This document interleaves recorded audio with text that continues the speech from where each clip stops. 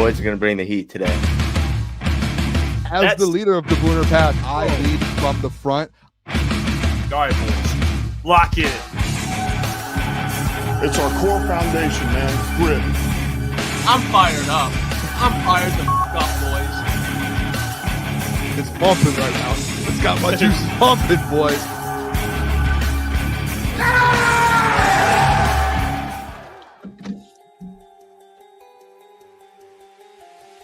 Hold on. What a start. Hey, you're on Chef's Board. Welcome on a Monday, Wow. June 30th. NBA Free Agency has been going for 2 hours. 2 hours. And the Pistons have already made a move. So we'll be covering, hopefully there's more moves live we can react to. We'll have Eric on later from clutchpoints.com. You guys know Eric Vincent. He'll be joining the show.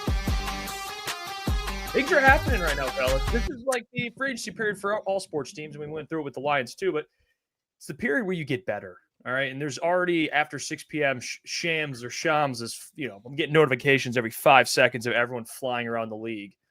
And we finally get Caris, LeVert, which we'll talk about. We'll talk about the Malik Beasley stuff. That was crazy, by the way. A whole other thing. We'll get to that. Insane, man. But, fellas, we're in the midst of it all right now. Yeah. I thought you were going to ask a question, man. Hey, yeah, we are in the midst of it all. I'll tell you what. It's been a crazy couple hours here. I did tweet out too. By the way, I hope everyone had a great weekend. Klotz, love to see you back. Jeff, hope you had a great weekend. You look tan. I'm no longer a red anymore. As last week I was a little Mr. red. Krabs off. Compared to what I was last week, I looked like Mr. Krabs. It was bad. I'm juiced up with the Pistons. I put out one of the tweet. I feel like it's like every free agency with Troy Weaver or just off season with Troy Weaver with that meme that's like poking like with the stick and like do something. I put that out and I'm used to putting it out with Troy Weaver, and Troy Weaver just not doing anything. He may be doing something, but nothing that like worthwhile or impactful. And I put it out, and within 30 minutes, Trajan Langdon makes two moves actually. So hey, things are happening. I don't know if we feel good or bad about it. I'm kind of indifferent. I don't know, but I'm just pumped up that we're finally like there's something exciting to talk about, and like NBA free agency is electric. And it's going for a reason. I mean, we going into this year, the Pistons were still like projected to. They weren't going to be the worst team in the NBA, but you thought they were probably going to be bottom 5, 6 in the East, around there, to go and make the playoffs. Make some noise, don't win a series. And now this is the offseason where it's like, okay, next step. And to your point, Boone, seeing Trajan actually being active, even though it's not for the big name players. You see him getting players that you heard of before for one and have played some good basketball. So I like it. B-Ball Paul is back in Detroit. It's a 2-year deal. Paul Reed re-signs. I think the second year isn't guaranteed. I'm not exactly sure how it's constructed. I think I saw some people, Amari Sankofa, kind of broke it down a little bit, but overall he is back, so they re-signed him. He's a solid backup big, It's like they need depth at least just to have him on the bench, even if he doesn't play and they get someone else who's better, it's still nice to have him around, I guess. It doesn't really matter. The big one, though, that just happened, shout out B-Ball Paul, but the big one that did happen is the former Michigan man that is back in Detroit. He is one of the better six-mans in the NBA, to be honest with you, and that is Caris LeVert, who has been on a couple different teams. He's been on the Nets, the Cavs, the Pacers. He was most recently on the Atlanta Hawks, where he actually played pretty well through a stretch of games. He played 26 games. And because he split the season with the Cavs and the Hawks, he played 26 games for the Hawks. He averaged 15 points, 4 rebounds, 3 assists, shot 48% from the field, 33 from 3. But for his career, he's about a 35% shooter from 3. I'll say this about Caris, man, and I know we were kind of talking about it, Boone, a little before the show. The Malik Beasley stuff happened. It was unfortunate. They had a deal in place. It was a 3-year, $43 million deal. You had to pivot after that. And you had to find someone that can kind of bolster this bench unit. And they got someone that isn't the catch and shoot guy, obviously, like Malik Beasley. They'll probably sign a shooter. Watch, just wait. They're not done. But what Caris LeVert brings is someone who can score points off your bench. And he's a shot creator. He's a shot maker. And that's kind of what he's been in the league for a while. So it's a short-term deal. But, again, it's a move that they were looking at. Nickeil Alexander-Walker. He's another one. He can shoot the three, but he's kind of the same kind of role you're looking for, that Beasley role.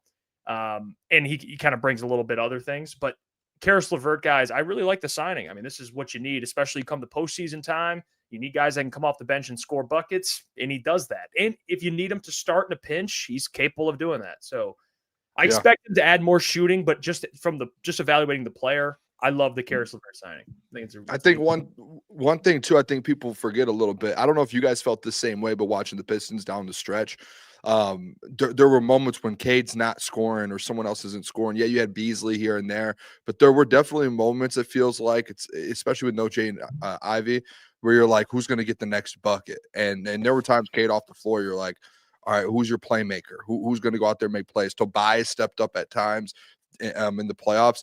But I think we all would agree, like, hey, you need some more, basically just bucket getters on this team that can go get you a bucket when needed. That's, to me, what Caris is at the end of the day. I know people are like, oh, the injury, this, that. I mean, the guy in the last 3 seasons, he's played 60-plus games every year. I know that's not like you want guys to play every game, but you're talking about, okay, 60 out of 82 games. If you get that out of him and he's healthy for the playoffs, I would say that's a win deal in the next 2 years. And the last 3 years, he has had throughout his career, boys, like he's averaged 17, 18. The last couple of years, he's been in role situations, and he's averaged 12 to 15 points in those roles. So it's not a guy who's going to come in and he knows what his role is. Like, he is probably going to end up being your sixth man, a guy off the bench, a potential starter here and there if you need it. And he's hopefully get you a spark of scoring off the bench. Obviously, we all know it's not the shooter that Malik Beasley was, but I still think in this free agency period, you can go out and go get another shooter. I think, at least in my opinion, Trajan should not be done. I think you could, the Paul Reed one, I'm not going to lie, I don't hate it. I'm more, and this might be a personal thing. This might be a very different opinion. I don't like the Paul Reed signing more than the Caris LeVert one. Like, I would have rather gone out and got a better backup big personally. Like, I would have, or not even a backup, I would have rather just go upgrade at that position, potentially behind Jalen Duren or Isaiah Stewart in case one of those guys goes down. Over again, I like the Caris LeVert signing more than the Paul Reed one. And I love Paul Reed. B-ball Paul. We all love Detroit. But I just think, hey, you need scoring. You need a shooter, and I think you need a kind of a little bit of an upgrade, in my opinion, potentially in that kind of big position. So I don't know. I like the Caris LeVert thing. If you don't like it, I would love to hear why. I guess I got to read some of the chats to see if there's something. Yeah, because I didn't see too much on social media before we got on the show about why people don't like it. Because at least for me, recently, when I think of Caris LeVert, I think of the Draymond thing where it's like, calm down, bro. Like, you've been traded 27 times over the past couple of years. But then you think about LeVert, and where has Caris LeVert been bad at? And he hasn't been an all-star. He hasn't been some player that's shocking the country when you look at what he's doing on the basketball court. But even Schroeder, he's expected to sign with Sacramento. And that's somebody, especially with Malik Beasley, with this, we'll break it down more with that looming over your head. The backcourt off the bench last year was Schroeder and Beasley. And now, if you're not going to have either of those guys back, you need somebody who's a shot creator, because to what you were saying, Jeff, earlier, and even you, Boone, after Cade, you do need somebody off that bench to run everybody through the floor, because they don't have a primary ball handler coming off the bench, or at least a threat really off the bench anymore. And Caris can go get you a bucket. And when it comes to Paul, I get what you're saying, Boone, and I'm not going to be like, how do you not like the Paul? I just think at the end of the day, they know what he is defensively, and they need help defensively. Offensively, I couldn't agree with you more, because when Paul Reed tries getting in his back offensively, everything just falls apart most of the time. Now, there's those times you're like, hey, Paul, putting it together. There was a couple of times where you get a block or a steal, make a play in the defensive end, and then he's trying to run transition. It's like, Paul, that's not your role, man. And it would just turn into timely plays where now the Knicks are getting the ball going the other way, and it's a quick 2. So if he can just learn to just know his role, play defense, hopefully he's the fourth big. I do agree with you offensively, though. They need somebody to stretch the floor more than what they have, especially I don't know how you could take yourself seriously as NBA Finals contenders. Not saying that's what they need to be this year, but you need a big to stretch the floor in the modern day NBA, and they just don't have that. Because if you're just going to have Cade and Ivy running that backcourt, you need somebody to The problem Well, is like on the there are perimeter. other players of free agency that are signed. Like it's going quick. I do understand people in the chat bring up the point like Dennis Schroeder is going to sign somewhere else. Beasley, this situation going on with him. Yeah, well, Schroeder just went to the Kings. Yeah, so but to me, like Stephen David in the chat, like saying like you're losing out on. You could have not gotten Caris LeVert and been sitting here with no one. So if you're complaining about Caris LeVert and those guys are signing somewhere else, clearly something happened within obviously the last 48 hours with Malik Beasley situation going on, which we'll get into in a little bit. And then obviously things falling apart with the Dennis Schroeder contract and not being able to come together on an agreement with Dennis Schroeder to where did you want Trajan to sit on his hands and not make a move? No, that man went out there and said, okay, who else can we get? And obviously he was able to go out and get a guy like Caris LeVert. Now, if you're going to complain about Caris LeVert over Dennis Schroeder and Malik Beasley, what position was Trajan in realistically?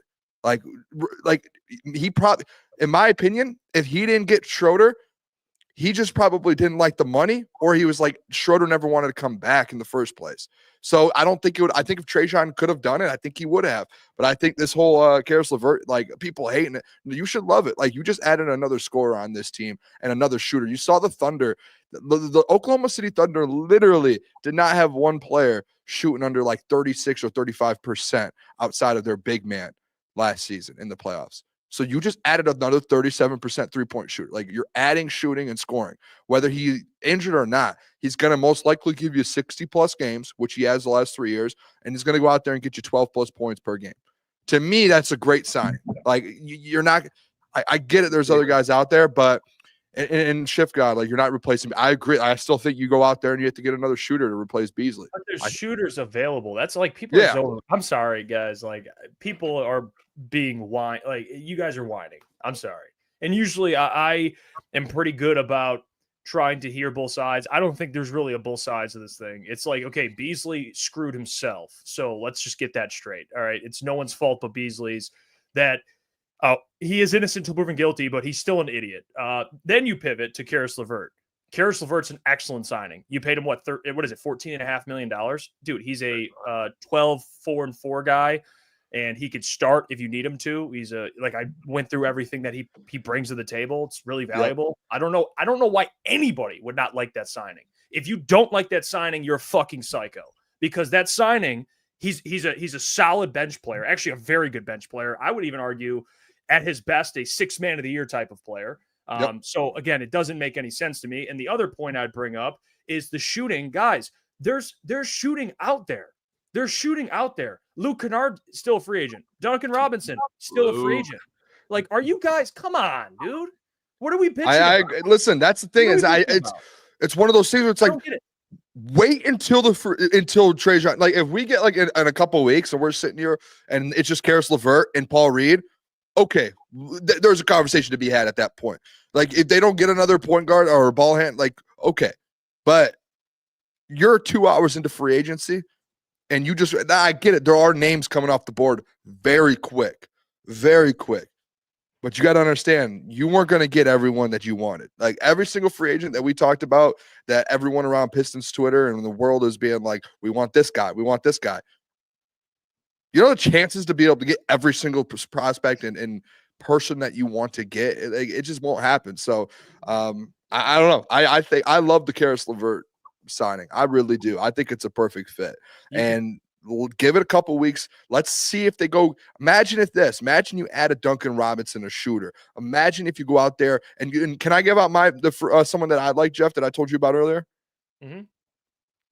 There's a backup point guard, someone that can come off the bench, sitting in Memphis right now. I got an alert about an hour and a half ago that says that they're looking for a potential trade partner for this player. Go get Cole Anthony. Bring Cole Anthony into the Detroit Pistons. And that's your ball handler behind Cade Cunningham coming off the bench. Since Dennis Schroeder is gone, yes, he might not. Don't look at the stats. They might not line up perfectly. But you're talking about a guy who is a very good ball player, needs to get into a position to where he can help win and get into that role. Go get Cole Anthony. You add Caris LeVert. Keep Paul Reed around. Go get Duncan Robinson. And if somehow Malik Beasley gets over this stuff, I don't know what happens with that. But, man, go. To me, that's perfect. Go get Cole Anthony and add another shooter, and that's a good free agency period in my opinion. Yeah, there's shooting still available. I mean, I mentioned too, Seth Curry, another one I just saw. Another one. Seth Curry's 34, but still, we're looking for shooting, right? There's shooting available. And the thing that people jump to fans do, and I noticed this, and I understand people want to jump to and find a way to complain about things. But the reality is, guys, we're only seeing who they've signed. We're not seeing, unless it's reported, who Trajan has spoken to. Yep. Like, I'm sure he's spoken to a bunch of guys and they couldn't get deals done. Like the Dennis Schroeder thing. I think Trajan wanted him back. I do.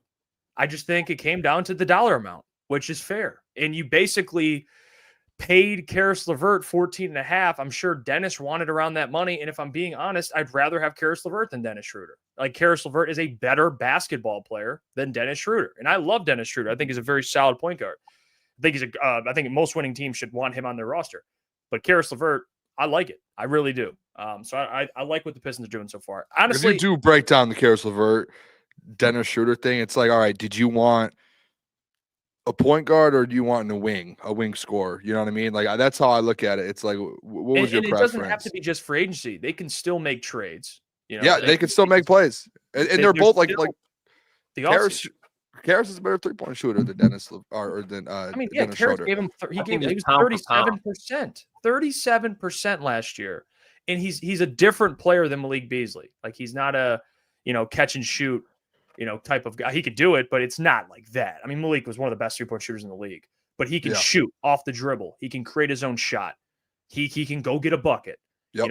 If you're in a game where you're late in the fourth quarter and Caris LeVert's out there and Cade is getting trapped and double teamed, Caris LeVert can say, give me the rock. I'm going to score a bucket. I can get this. Usually Malik will, run around screens and chuck up shots, and they usually do go in. But Caris will do it differently. You're missing the 14 points that Malik got you. You're getting 14 back from Caris. It's just going to come differently. You know what I'm saying? It's just, they got to still address the shooting, but they will. Don't worry. They will. Trajan, they just drafted a shooter. Clearly has shooting on his mind. Clearly they value spacing. Like, let this thing cook. You got to let it play out. You really do. This is such a long free agent period. I think it's just because, like, in the first couple hours, things happen very fast. There are a million. And it feels crazy because names fall off the board quick. Like Nickeil Alexander-Walker just went to the he's got 4 for 62. The Atlanta Hawks. Yeah. So, like, you see a guy like him getting the money and you're like, well, the Pistons could have done that. The Pistons had the most money or second most in the offseason. Man, you just listen. Trajan obviously didn't like the money or he didn't like the deal, and he said, okay, not a fit. Let's move on. Let's figure this out. And you go get Caris. You're kind of moving. So you just got to let this whole thing play out, in my opinion. I'm glad. Honestly, I thought there was going to be a world where the Pistons just sat pat, re-signed Malik Beasley, re-signed Dennis Schroeder, and didn't make a move. The fact they already went after Caris LeVert, to me, I'm pumped. Like, that shows me Trajan's out there actually working. That's what it shows me. And that's all I wanted to see out of Trajan Langdon, if I'm being completely honest. I just wanted to make sure, tap on the window, hey, we doing something in there. Yeah, we alive. And the dude's alive, and he's typically Troy Weaver. It's like, yeah, Troy, no movement in there. Or if it's movement, it's like the worst movement of all time. You're like, what are we doing here? Yeah, and I know, like, Shift God, and I'm sure he's probably, there's fans that are just like Shift God that probably feel the same way. It's like this, they expect this big move. Give me the move, man. You know what I mean? What move? What move? Like, Kevin Durant's gone. Giannis probably isn't getting traded. So what's the move? Like, are we just yelling at it? We're yelling at the sky? Like, what are we doing? Old man, get off my lawn. I'm just saying, it's no offense to Shift God. Like, Shift God, you're my guy. But what are we talking about? Like, everyone else in the East is getting better. The Pistons just got Caris LeVert. They're trying to replace Malik. They're not done. I don't know what else you want. What do you want? You know what I mean? What do you want? What do you want? Jaren Jackson Jr., I was on board with it. He re-signed. Okay, cross that out. Can I just name this team real quick?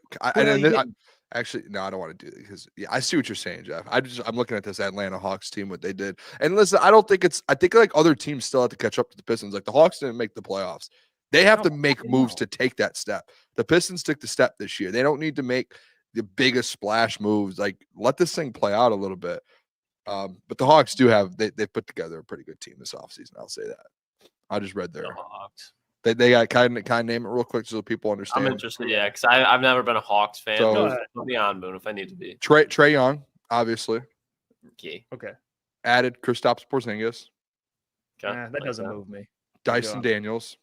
Well, I like Dyson. I do like Dyson. Zachary Rissachar. Risa Shea, yeah, he's good. Yeah. He's the rookie. He's a second year now. He's going into his second year. Jalen Johnson.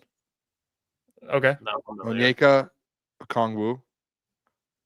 Yeah, it's And Nikhil Alexander-Walker. I don't I- hate That's that really roster, potential dude. eight seed. Play I in, don't play hate in. that. Yeah, for what they've been going through, man. They've been like the 11th, 12th seed. The fact I don't that know now, why I was expecting you know more. what? That's on me. I just I- read it and I went, hey, this is I guess it's a different look Hawks. So it really kind of threw me off a little bit. All right. Yeah, because they let go of Clint Capella and they basically just replaced him with Porzingis. And Porzingis is Clint I've Capella, never man. been a big Porzingis guy. But so- Capella just went to the Houston Rockets. He went back there. He's like the Kirk Cousins Yeah. of the NBA, I feel like, where he's just extremely like bland. You know what he's good at. He's not growing at all, and he just finds a way to keep getting bag after bag after bag. I feel like. yeah, I do think one thing I'll say this, boys. I do think the Pistons need to get another point guard coming off the bench. Tyus Jones just went to the I would Suns. say Oh no, he Was left the Suns to Campaign- go to the Magic. 1 year, $7 million. campaign think- still available. I'm not 100% sure. I would want someone a little bit better than Campaign, to be honest. I would. You were hyping campaign up, and the No, I like Cam. I think Campaign when he was with the Suns, like that was electric. I just would like a nice point guard coming off the bench. I'm with you though. You need somebody else in that backcourt. because you had Dennis Schroeder. Now it's Yeah, to me, it's I like we agree need with the someone veteran. coming off. You want someone that like a veteran ball handler. You Alfred want Payton, shooting. can I interest you in? Who? Alfred Payton, free agent. Oh my. Yeah, he was a Piston, wasn't he? Yeah, I think he was for a little bit. Yeah, that I don't know. I don't know if he. It looks like he No, never played no, there. hell I think I'm. Yeah, no. Was he a Piston? Kyle I don't know if he Lowry, was. Spencer Dinwiddie. I'm out on Alfred Payton. Spencer Dinwiddie. He was a I- Piston too, wasn't he? Where do you? Yeah, but I think I'm out on these. These are guys that are just like, to me, You- past you know their- what they Exum. You know what I say, I Exo? don't even think he's in the league anymore. He's know- playing 2K overseas. legend. You know what they need? Yeah, 2K legend. They try to paint him as a villain. Yeah. Yeah. You know what they do need to, what Booner is saying is they do need kind of a Schroeder type of player where it's just like high IQ, make others better. Like Tyus Jones is usually, that's the guy. I know he just Yeah. signed somewhere, but I agree with that. They need shooting. You prefer they get a better big, backup big. But again, we're talking about a bench unit here. You know, I don't. What I do do you have see? breaking news. What is the breaking news? It's not Pistons related. Okay. Well, what is it? The Dinwiddie's Detroit gone. Red Wings What'd have they do? re-signed Patrick Kane to a Oh. 1 year, $3 million deal. I don't Other give a than shit. that, honestly. Because Patrick Kane, come on, put a little bit of respect. I love Patrick Kane, but Can- he was can you- here last year. He was. Patrick Kane's a piece you need. Come on now. Let's have a little He respect. is. here. He's a piece And that let's they not would act make. like we. He's Let's not- not act dumb now. We need to get better. That's what they need to do. But you to get better, you can't lose out on guys. Let's not be. Come on now. Come on now. yeah, I'm not Show glazing me. away. No. I'm more so with Pistons. I'm Pistons talk. Poor Patrick Kane. Class. Stevie allow that. Vai. And Marcus Sasser, by the way, he ain't the backup point guard solution. And I love Marcus Sasser. He's a bucket getter, but he's not. He ain't that type of. He's not It's not that all type. around. I feel like he's strictly just like go get a bucket here and Go these get a little bucket. 2-3 minute stretch here. But Go and it's not even like a consistent go get a bucket. It's when he's on, and then there'll be times where it's like you're getting pissed off watching him, you know. So I don't think that's the solution. So I will say, do I expect the Pistons to do more? Yes, I do. And I know Aldama, the wing that people wanted, he re-signed with Memphis. Jaren Jackson Jr. re-signed with Memphis. Nikhil to the Hawks. So I'll read off some of the free agents. Shooting, I already kind of mentioned it, unless they just signed somewhere. But Duncan Robinson still available. Luke Kennard There. still available. Seth Curry's out there. And I already did read a report on MLive.com that I think Jacob Richmond put out that the Pistons are trying to acquire a sharpshooting guard, and I don't know who that'll be, but they're still trying to find shooting. I would love, people might hate this, I would love Luke Kennard back in Detroit on this team. The dude shoots like almost 50% from three. He shoots like 45. Consistent too, man. Averages like 9-10 points a game, which means he's getting 3 of them essentially a game, because I'm sure that's all he shoots. And you just need him off the bench to do that. You really do. I don't know if that replaces your Malik Beasley, but that just adds another piece to it. I don't know if there's anyone in free agency. What? I would rather have Luke Kennard. I agree. Oh, okay. Yeah. I thought you were saying instead of Malcolm Brogdon. Shout out Anthony, man. I don't hate that either for a backup point guard like that. Yeah. How was he last year? No, I think I'm out on Kyle Lowry. He was on the Wizards last year, wasn't he? I don't even know. I think he was. Malcolm Brogdon last year, 23. He only played 24 games, but 13 and 4 basically. Yeah, it's kind of what his role was. So I'm open to that. I think that's probably. I mean, you're looking here. I'll pull up the depth chart right now. Kind of what they have. So, starting lineup. I mean, projected: Cade, Ivy, Asar, Tobias, Duran, and you have Caris, LeVert, Tim Hardaway Jr. Well, he's a free agent. Yeah. Ron Holland, Isaiah Stewart. So they still need another backup guard, a sharpshooting guard, and another wing, probably. Probably a 4. You need a 4. So a sharpshooting 2 guard, a 4, something along those lines. Or maybe you bring kind of a vet point guard in. I still love Cole Anthony, like you said, Boone. That's a great one. Cole Anthony's my pick, and you would have to trade for him. But I mean, you have assets. Go get Cole Anthony for your backup. That's a great pickup. I think honestly, there needs to be a requirement if you sign someone. I think they have to at least shoot at some point in the last couple of years, like 36-37% from 3. Like that's a minimum. Yeah, that's the new requirement. I mean, like if you're under, there's no you might be able to get you there with our shooting coach. No. By the way, shout out Cole Anthony did break his leg, for being honest. Hey, bring him in so we can't do it again. You take it all. Caleb says a THJ re-signing honestly might be coming. What would you guys think of that? I would like it. I don't hate THJ, man. Go ahead, Bill. My bad. I would say as long as it's like he had a pretty big role last year. It's like as you're starting, kind of essentially one of your wings. But I mean, the man, he's not bad. Like I don't think he's that bad. I mean, the man is like putting up. Last year, I mean, he had a down year and 11 points a game. He shoots 37% from 3. Like he's shooting, man.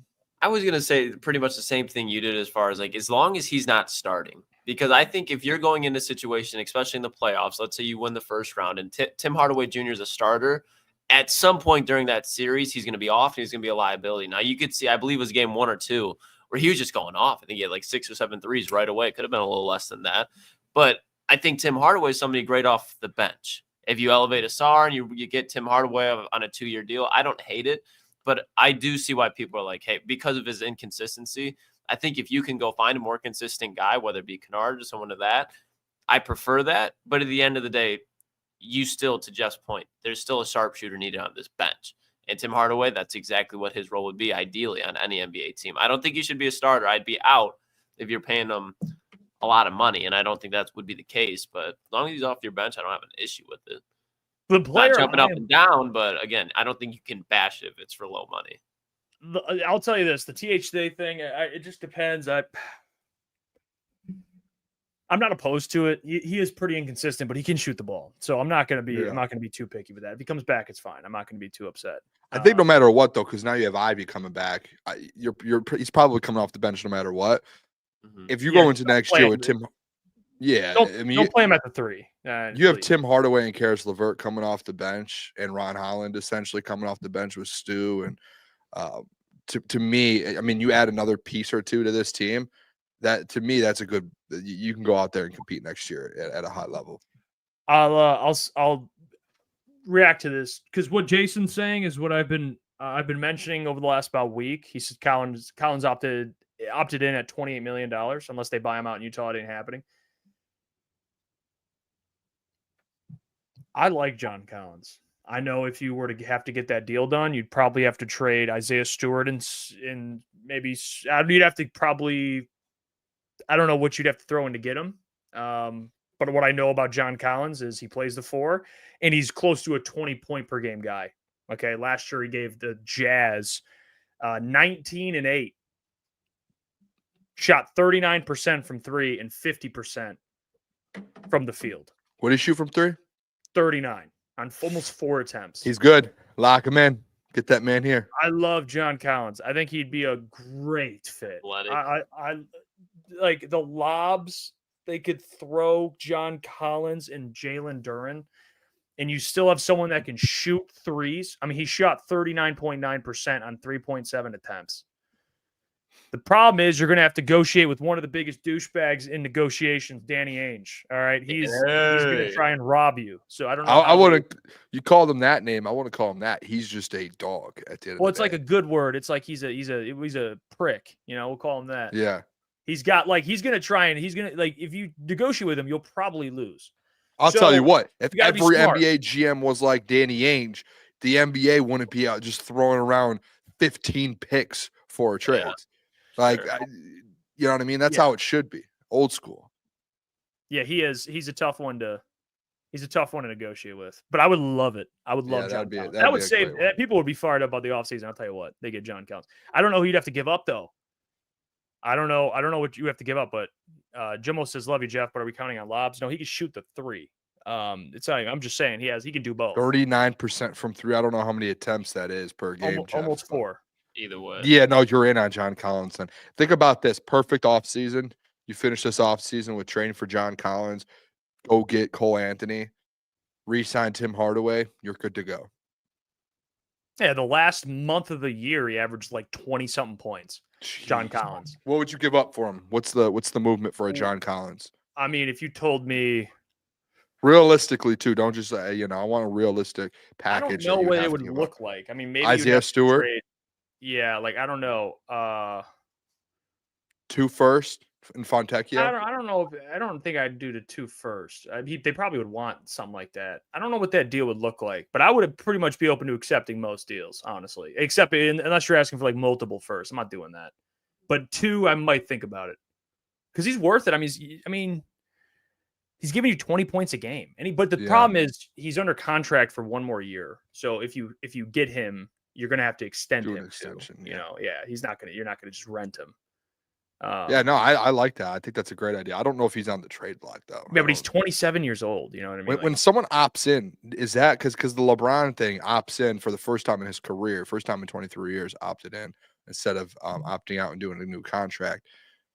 Is that like a sign? Hey, I'm able to hit the trade market now, or how does that? Yes. You know that, Jeff? Because it feels like that was the LeBron conversation in the last 48 hours. Well, what it usually is like comparing. So what he probably sees the $27 million he's owed, and he's like, I'm opting into that shit. And if they trade me, I'm still getting paid what I'm getting paid. It's a lot of money. Yeah. So it's like you'd rather not mess. Just opt in, take the money, and then they can still deal him, and he'll get paid that, and then he'll probably get an extension. So. And I see that too. Like Anthony's 100% spot on. They drafted Taylor Hendricks out of UCF, which I actually really liked him. Great player. But they've been trying to move him, John Collins, for the past year. So it just makes to shift God. Maybe we can break bread here. If you guys want a bigger move, we can talk John Collins. I don't know. Yep. Again, I don't know the specifics of it, but that's a name. I'm giving you a solution. See, we had to come up with it, but John Collins could be a name to look out for.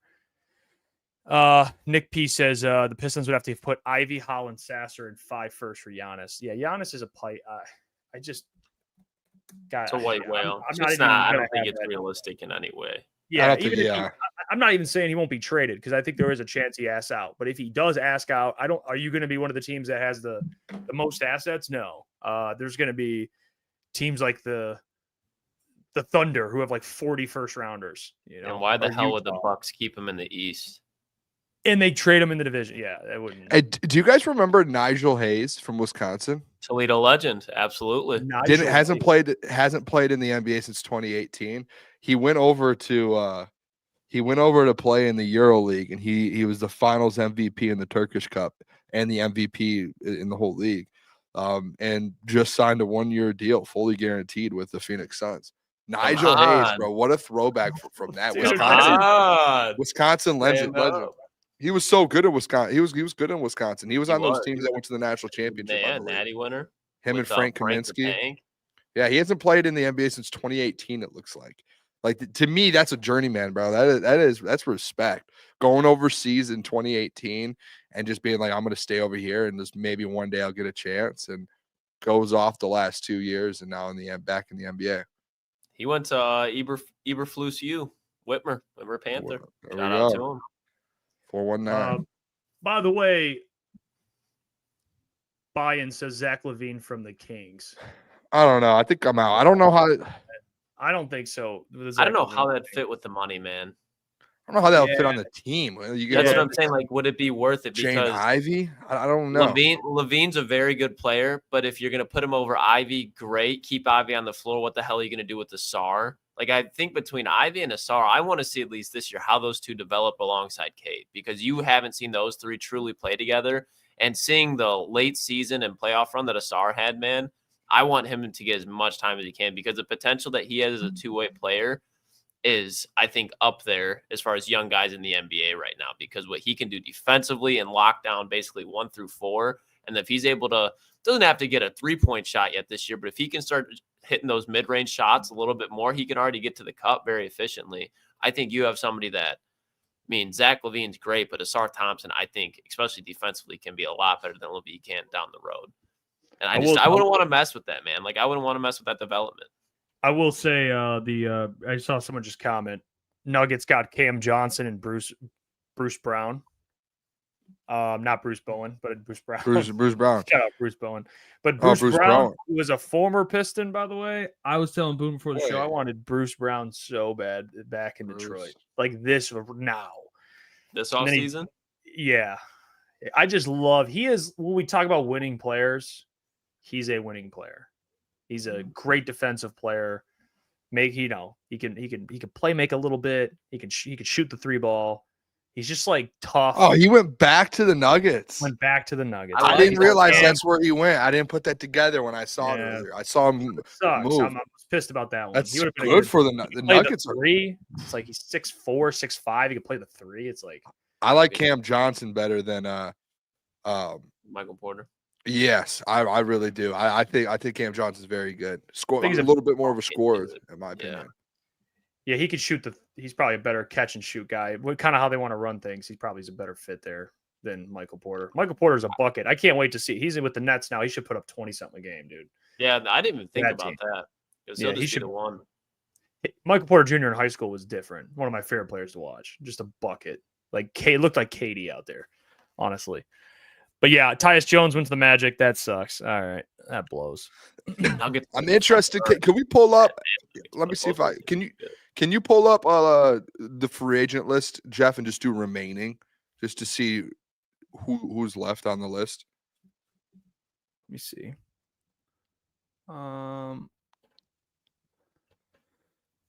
Yeah, I have this tracker. It's kind of a Spotrac should have it. Well, NBA.com has one. Oh, do they have it to where it takes away the? Yeah, it tells you who signed. So it's like this. Can you filter it? Okay. Yeah, to the left, the availability. Just take yeah, there we go. Unsigned. This is exactly what we needed here. Well, wait, no, they didn't. Some of them it'll say you'll just the ones with the writing here, they're gone. Besides the 8, but yeah, like the ones that aren't. So we can do position if you want, like do different positions. Guards. I just want to see who's available. Can we just go all the way through and just see? I just want to see if there's any like names that are even realistic available. Bobo, you guys see that? I did. See the Pistons are coming out. Connected to Bobo. That is like. I'm interested in that. Hey, I think they're out on him because they did just sign Paul Reed.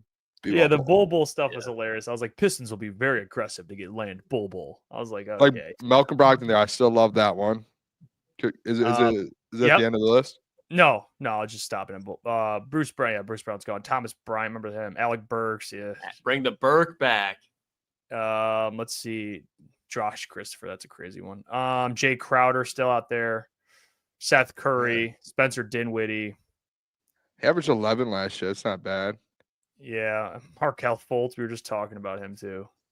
All right. Kyle Lowry, Trey Lyles. I would. Is Brook Lopez? Went to the Clippers.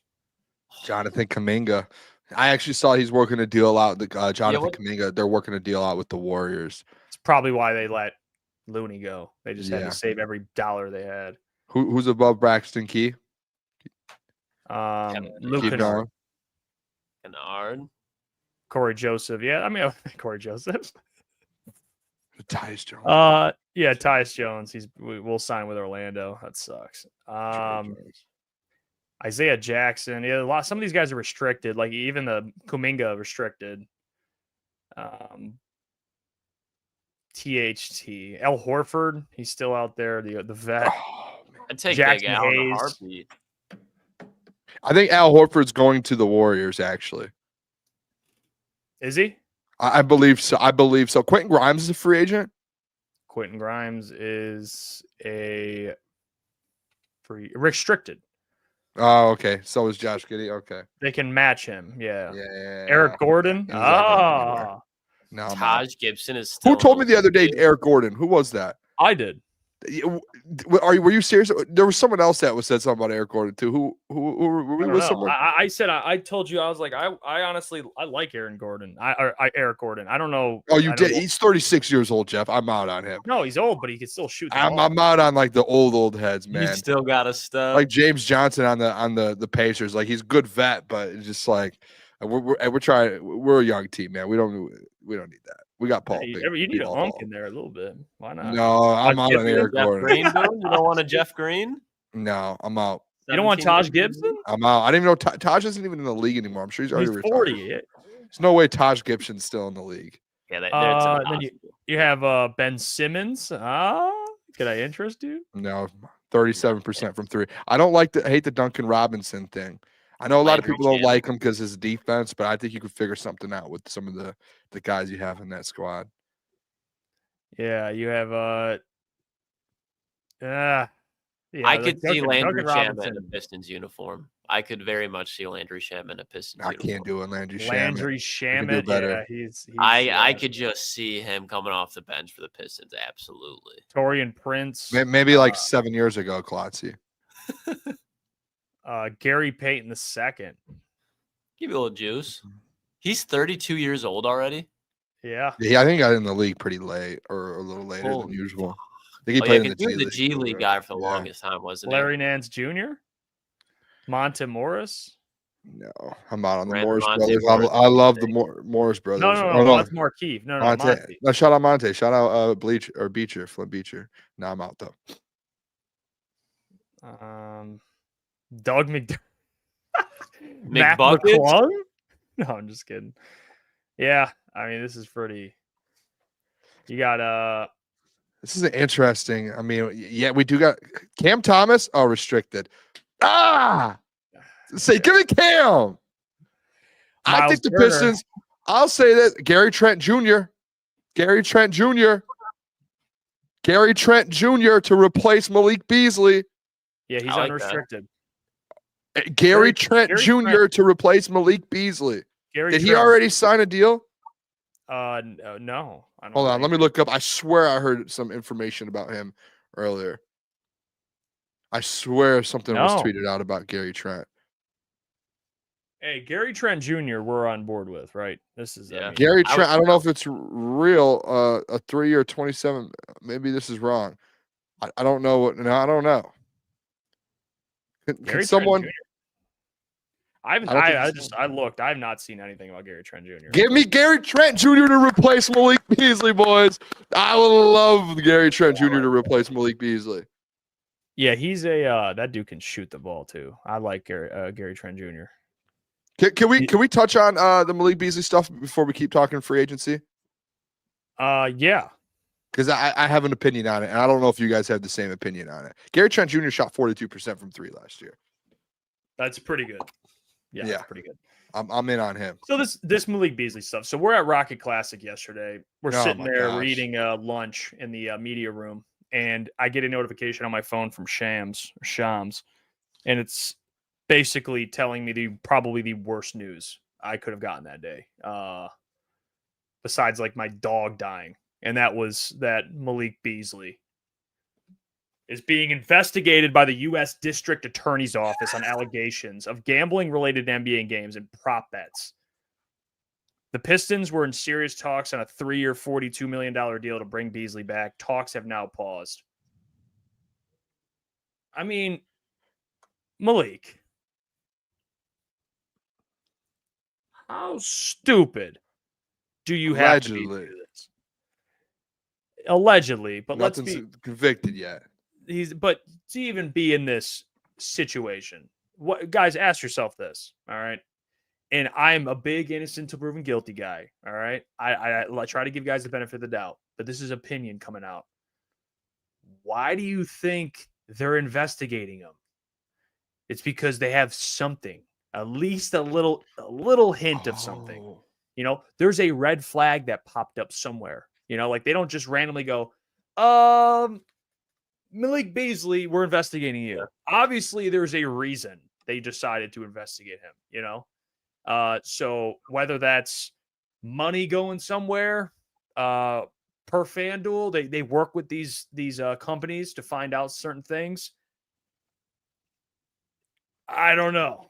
I don't know. I hope it works out. I really do. But if it doesn't, and this dude was about to sign a 3-year, $42 million deal, take the Pistons out of it just for him, for the human being side, was it worth it? I hope he is found innocent. I hope this works out for him. But the fact that we're here, it sucks. It stung. It really does.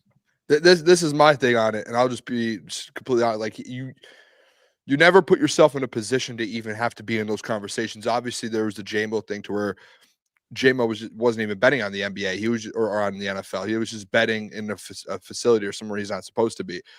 The stuff coming out allegedly with Malik is that like there's something going on deeper than that. And I don't know if you guys saw it today, but who was the other player that recently Jonte Porter?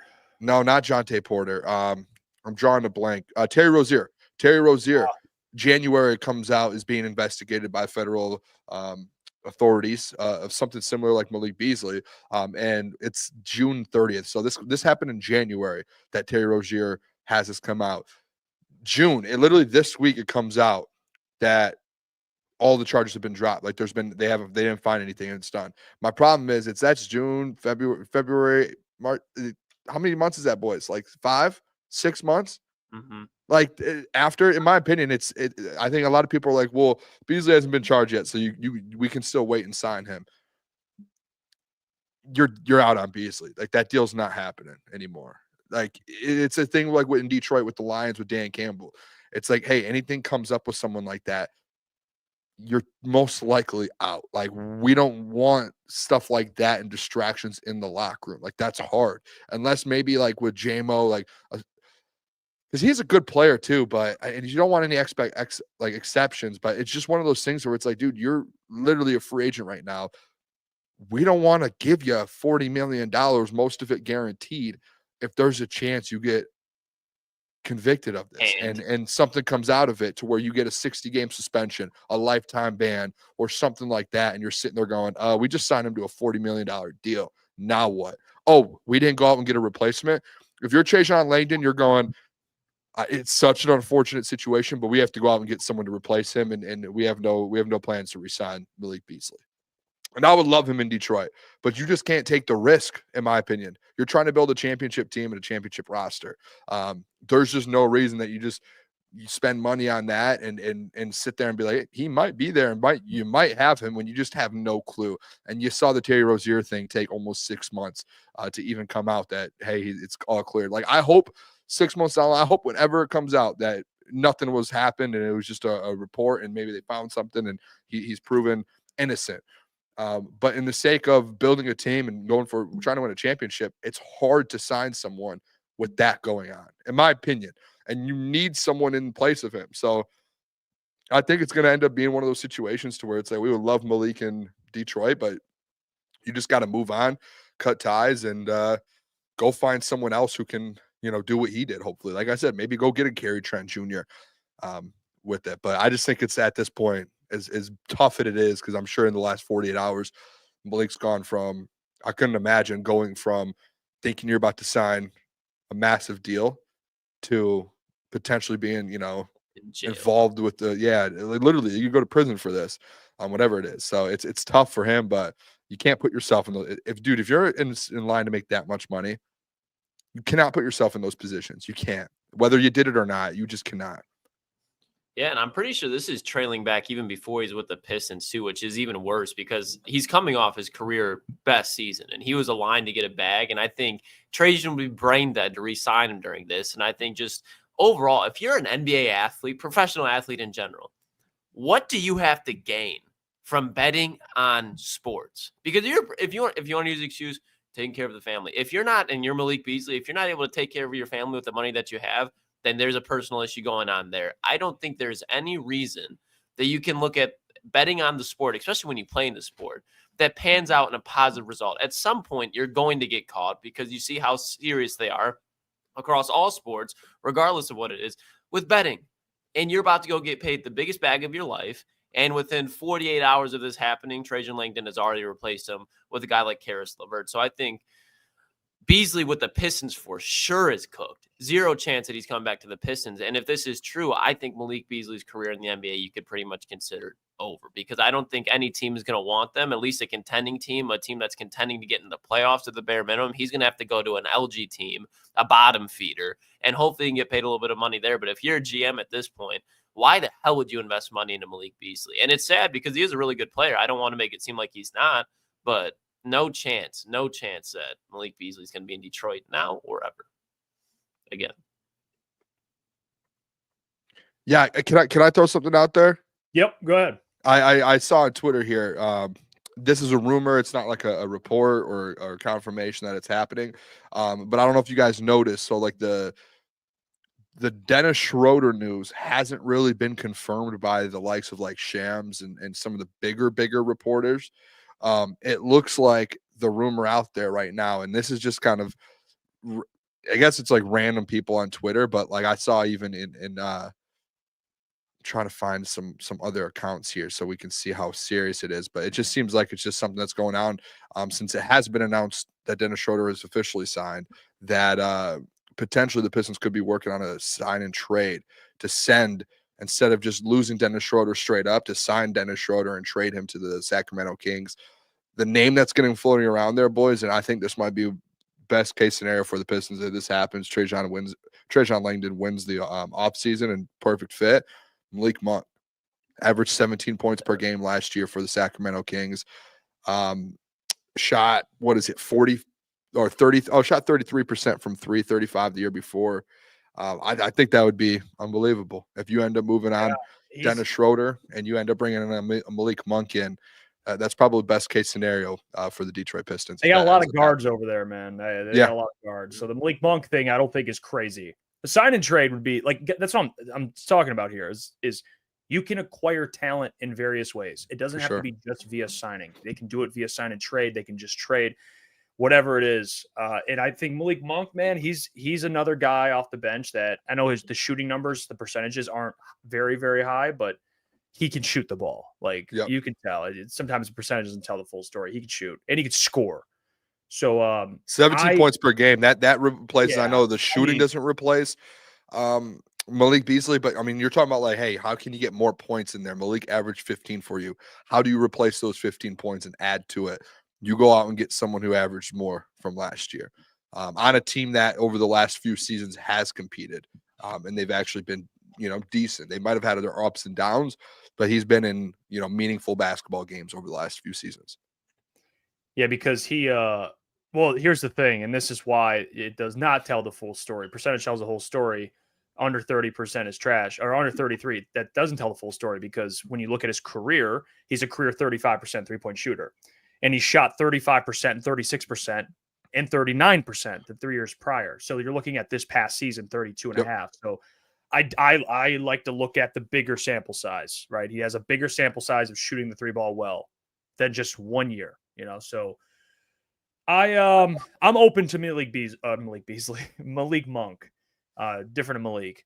We're going to have some guests on today. Everyone watching, make sure you subscribe as well. We're having Corey Woods from mlive.com on to break it down. He's grinding today. He's got, hopefully, he's going to bring his thoughts on everything going on right now and kind of give a different perspective, the media perspective. And then we have Eric Vincent later in the show joining. So lots going on right now. But I see people talking right now, Detroit Sports Talk. We would have Monk under contract for 3 years then. I don't know. That's what I'll have to look. Malik Monk's contract. So it's a 4-year, $70 million contract he signed. And I don't know what year he's into it. Okay, yeah, he is right. It is a 3-year contract at $20 million a year. I don't think that actually is in play then, if I'm being honest. I don't think that Malik Monk will become a Piston. That's pretty tough. It's 20 a year, and he has a player option in the 3rd year, which he'll probably accept anyway. Who else on that Kings team would you think that they would? Because I think there's going to be a sign. If the deal isn't like thrown in there yet, you would think that something's getting worked out. I mean, I don't know who else you would think that potentially could be in that. Let me see. So, yeah, that contract is pretty. Give me some bonus. Sabonis. But I mean, can you do that contract now that you're not signing Malik Beasley though? Not a chance. Not they Sabonis. I'm talking about Valanciunas. Malik Is Monk. Valanciunas under contract? Let me see. Is Valanciunas under contract? He is under contract for 2 years, $10 million a year. I would love Valanciunas. Yeah, Valanciunas. That's a good backup big. You want a backup big? There you go. Valanciunas. him and B-ball Paul. Yeah, I'll take it. No, B-ball B-ball Paul Paul can just be right. You don't have to play. We'll just play Valanciunas, and he can just be like break the glass if you need a big. Oh, imagine that. Keon Ellis. I saw Caleb just put in there. Keon Ellis. Yeah. Imagine if he went out and got Keegan Murray somehow, some way. Trajan's just out there doing some magic. Oh, Keegan Murray. They'd be idiots. That's a Kings move. Yeah, that'd be a Kings move. I'm interested to see who this player is, if this is true, because right now Pistons Twitter's kind of blowing up with the sign and trade. I don't think that's a bad theory. I think that's probably a fair thing to ask. Is like, what's going on with the Schroeder stuff? Could it be a sign and trade? King says, dude, they just signed Paul. Not going to happen. I don't think re-signing Paul Reed. It's a 2-year, $11 million deal. Luke Kennard. 1-year deal, $11 million, Atlanta Hawks. God damn. Okay. Hawks are cleaning up, to your point, Boone. I'm telling you, this Hawks roster, if you look at the Hawks roster, this offseason, they just said, screw it, we're just going to go get 4 guys. And they went and got 4 or 5 just guys that I would say are pretty, not like great, but like good ball players surrounding Trae Young. I think the Hawks would be a quiet team this year. Okay. Luke Kennard, that's tough. Duncan Robinson's still out there. He is still out there. Yeah, I don't think Paul Reed signing a 2-year, $11 million deal basically signals we're done adding a center. I don't know. Or a power forward or something. I don't know. Unless they think Isaiah Stewart, I mean, he probably will just be the backup big. Yeah, so a Locked On, this is a report. Locked On, Matt George out of Sacramento, Locked On Sacramento Kings. He said, and this was at 7:43 p.m. He said, if what I'm hearing this morning has any validity to it, there's a reason why the Schroeder signing hasn't been confirmed. For the record, I 100% believe it's happening, but the Kings are working for more, and how they sign Schroeder is part of it. So it sounds like some things are happening behind the scenes with this. So they're definitely, at least I know Trajan's probably in There's that conversations happening. Yeah. Yep. I don't know how they make it work. You could throw a third team in there, right? Like if you, because it sounds like he's saying that Schroeder or the Kings might want more than Schroeder. That could come from a different team, and there could be a player on a different team that the Pistons bring in to where they do kind of a little 3-way trade there. That's definitely an option. Yeah, and I know that would be. It's something to watch, man. The Kings got an influx of just random guys they probably need to get rid of anyway. So, like I mentioned, they already have the guys they brought in last year, Zach LaVine, DeMar, but they do have other guys that they're probably willing to move on from, if I'm being honest. Yeah. Can I say before Corey hops on, I just want to tell people we have a lot of people in here, 300. If you aren't subscribed yet, hit that subscribe button for the boys. We are live Mondays through Fridays, 8 to 10 p.m. All Detroit sports. Obviously, NBA free agency and the Pistons tonight. And make sure you hit the like button on the stream. Pushes the boys out a little bit more. But make sure that's all you have to do to show some support. Just subscribe and like the stream. No. Why don't listen, guys? Don't spam John Collins. Don't do that. Because what? Because then you got me excited. Now you got me excited. Well, imagine if that happened. Collins. Three-way trade, and it's John Collins, Pistons, Schroeder to the Kings, and someone else like some to the. I don't even know where John Collins is. The Jazz. Dude, John, I would be ecstatic. I think John Collins is the perfect fit. We'll ask Corey about it. Like I said, Corey joining in a couple of minutes here, and then we got Eric Vincent on later. So getting the media coming on. Thank you guys for all tuning in today. Big day. Let's see. And Ben Blue says, like the streamer, no more free agents for the Pistons. Yep. Come on. You heard what he said. What? The LeVert deal means that they're operating over the cap. That means more to come. Okay. I like that. I guess we get. I think he said he was watching from Brazil too, Matthew. So shout out him. Shout out Matthew, man. That's something interesting. I didn't know that. That's. Let's bring in our. Let's bring in. I just hit him up. Emergency call to our good friend here. Corey Let's Wood, go. who covers the Pistons and Lions for MLive.com to recap a little bit of what the Pistons did and kind of foreshadow what he thinks could happen and what his thoughts are and everything, because it seems like people are a little upset. Let's bring him onto the show, Mr. Corey Woods. Corey, how we doing, my friend? Ooh, hey, how you guys doing? Pretty busy day.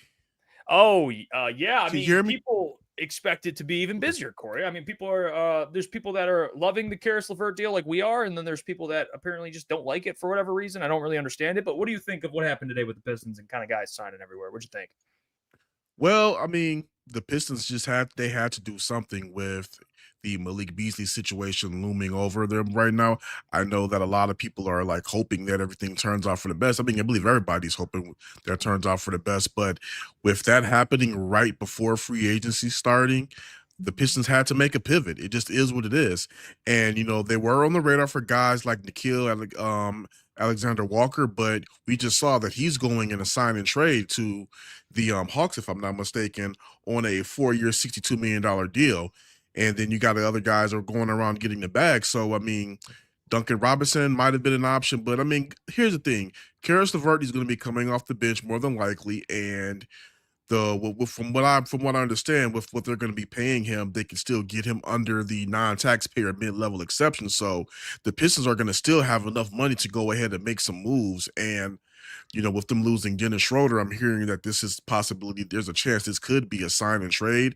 Those are some rumors I'm hearing. There's nothing substantiated right now. So, but here's the thing. You had to get somebody. If Caris LeVert can stay healthy, I mean, he's a bucket off the bench, and you're not really asking too much of him. So that's just really it right there. You're just hoping this guy can stay healthy, because if he can stay healthy, he's going to be a bucket for them. Yeah, Corey, I just want to ask your expectations kind of moving forward with Trajan. Obviously, you said how the Dennis Schroeder kind of moving along there. So there's still kind of that backup point guard coming off the bench, maybe another vet presence, and maybe another shooter with the Malik Beasley situation going on outside of Caris LeVert. What other moves are you sitting here looking at the Pistons being like, I want this player? Is there any players specifically that you're eyeballing right now after everything's unfolded over the last few hours? No, not just yet, because I want to see what comes to fruition with this Dennis Schroeder deal, because if it is a sign and trade, I want to see who they're going to get back. There are a couple of pieces that the Kings are rumored to be moving on from in the trade. So, I just want to see what the numbers look like and who they could be getting, if it's possible they could get back. Because if I'm not mistaken, the Pistons still have Schroeder's bird rights. So Things can get really like I said, things can get really interesting. I don't know who they could possibly get. I mean, a lot of the guys that I thought they could possibly get on the free agency market were going to be to help their front court. And Nas Reed, he stayed with the Timberwolves, and Bobby Portis, he chose to stay with the Milwaukee Bucks. So that pretty much limited their options right there. So um it's just a weird 24 hours so far for this team. So kind of don't really know where they're going to go just yet because all from what we all kind of expected, they were going to be zeroing in on Malik Beasley. And I think we kind of knew that Dennis was out the door because of what he posted the other day. He said something of the gist of, I want to stay in Detroit, but Detroit not waiting on me. And hey, we see that right now. And when you're looking at this roster, Corey, especially, I know they signed Paul Reed, but there's still depth, in my opinion, that needs to be there at center. And then you look at that backcourt, obviously coming off the bench. What do you think the number one need moving forward through this offseason is for the Pistons positional wise? Well, I mean, I think the most glaring one is getting a stretch four. I mean, they definitely need to take care of that. And I don't know if they're going to be able to grab that guy on the free agent market. It might be something with the trade on the trade market. I think we're going to see a lot of more trades going on through this offseason. And the one thing that the Pistons have in their back pocket is that Tobias Harris is on an expiring deal. So depending on how some of these moves pan out over the next couple of days and weeks, I mean, Tobias Harris' deal is very attractive. Well, Corey, a player that I think I brought up to, I don't know if I brought it up to you, and I'm sure you've already been watching this player. And Pistons fans, I keep checking my Apple. I just want to see if I get notifications if he gets traded. But the Jazz have been trying to trade John Collins forever. Okay, he's opted into like a $27 million deal. He's 27 years old. He can shoot the three ball. He plays the four spot. What do you think just of the player? I know like the Jazz negotiating with Danny Ainge is one of the worst things you could do in sports. But just to try and get a guy like that, people want this big move. And I ask the question, everyone wants a big move. Tell me the move. In my opinion, John Collins might not be a bad move, but I don't know what that would look like. That's probably the other thing. I mean, would it be a first or 2 first-round picks? But what do you think of the player John Collins? And because I think the Jazz probably will try and move on from the guy, honestly. They got young guys they probably want to grow. I think John Collins would be a solid move. The one thing that is kind of like really tripping me out about Pistons fans is that they believe that, and I said this the other day on Pistons Talk, so I'm gonna kind of regurgitate it. The one thing that kind of trips me out about Pistons fans is that they believe that they have their players are like they want to trade a bunch of Ray-Bans for some white sticks. And that just is not going to happen. If you guys don't know what I mean by that is you're not going to trade Ray-Ban glasses for Cartier frames. You're not going to give up something that you don't like and get somebody else's best. It just doesn't work like that. So, but when you're talking about somebody like a John Collins, I think that would be a solid move. Like I said, I believe this offseason the Pistons make a move, but not a splash move. And I think John Collins will be a smart and sensible move with the money that he makes. Him and Tobias, it kind of lines up. You might have to go ahead and throw in a young player like maybe a Marcus Sasser and some draft picks to sweeten the deal. But if you're able to get a John Collins in here, yeah, I mean, there might be some concerns about his defense, but, defense is really just effort.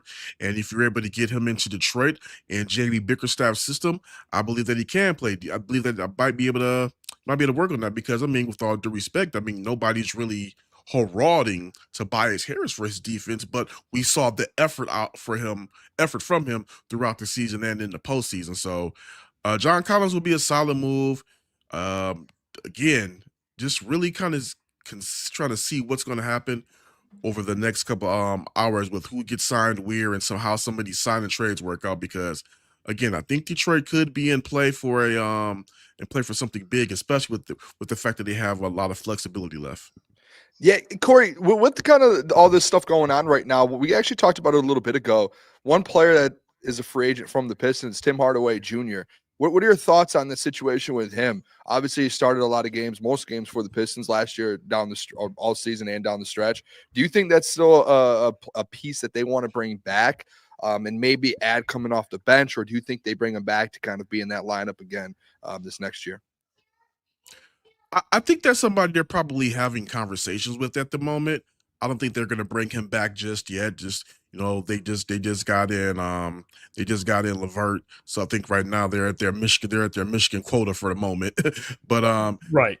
but again, if you're able to bring him back, that is somebody that is a savvy veteran, a person that guys leaned on throughout the entire year, and has shown a tendency to hit some shots when needed. Now, the other thing about that is we've also seen Tim Hardaway go very ice cold. So it's just wonder if they want to go ahead and bring him back, or if they want to kind of keep that flexibility for the moment to go make a bigger move. I think that the market for Tim Hardaway right now is not something where you just have to go and immediately go sign him back. I think there are other avenues that you can explore at the moment to improve this team.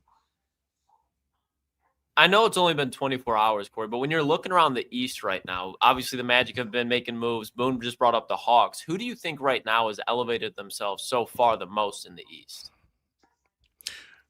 Well, I mean, I think the obvious answer right now it would still be the Orlando Magic. I mean, I believe that Desmond Bane deal is, I won't say it's one that is going to take them to the Eastern Conference favorite, but when you factor in who all is injured right now, and a lot of guys are going to be out next year, that does still have them in a really good position right now in the East. So I would still say, as of right now, nobody has really made any moves that kind of make me go like, oh wow, they're kind of positioned themselves to take the East, other than the Orlando Magic. I believe they put themselves in a good spot.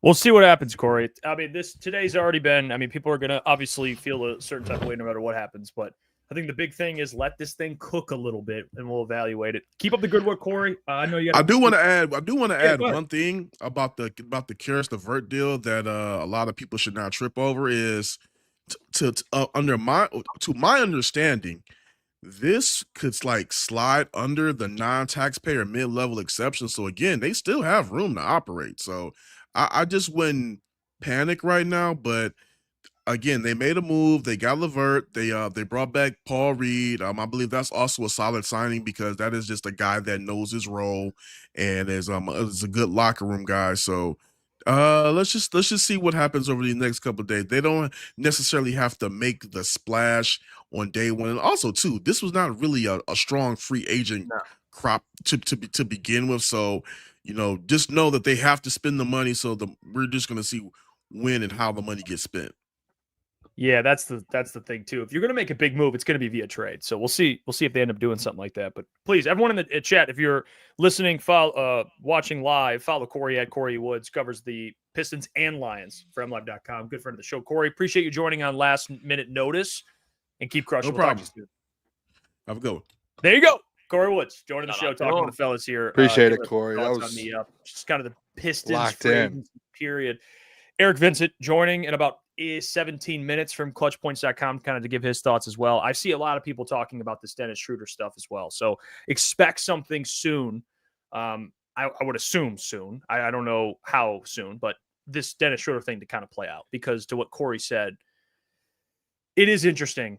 It wasn't really reported from Shams, like you mentioned, Boone. It's not really on a national level. It was more just, he told the Athletic he was signing with the Kings. So that means something's in the work. So pay attention, keep your notifications on, keep listening, keep watching, because when it happens, we'll react to it live. I expect more to happen. Duncan Robinson's still out there. He could very well be a Piston in the next 20 minutes. I mean, who knows? Let's just let this thing kind of keep Gary Trent Jr. Gary Trent Jr. Eastside Meat, shout out to you. He says, get Bobo. Fuck it. Yeah, Bobo. What would your honest reaction to get a notification that Bobo is a Detroit Piston? You're doing it because it's Bobo. I mean, he's going to get you, 6 points a game? I don't think, to me, no, there's like free agent signings where you're like, okay, this guy's going to have a big part of winning a championship. Bobo, like, no, with all due respect, it's not going to be like, yes, Bobo.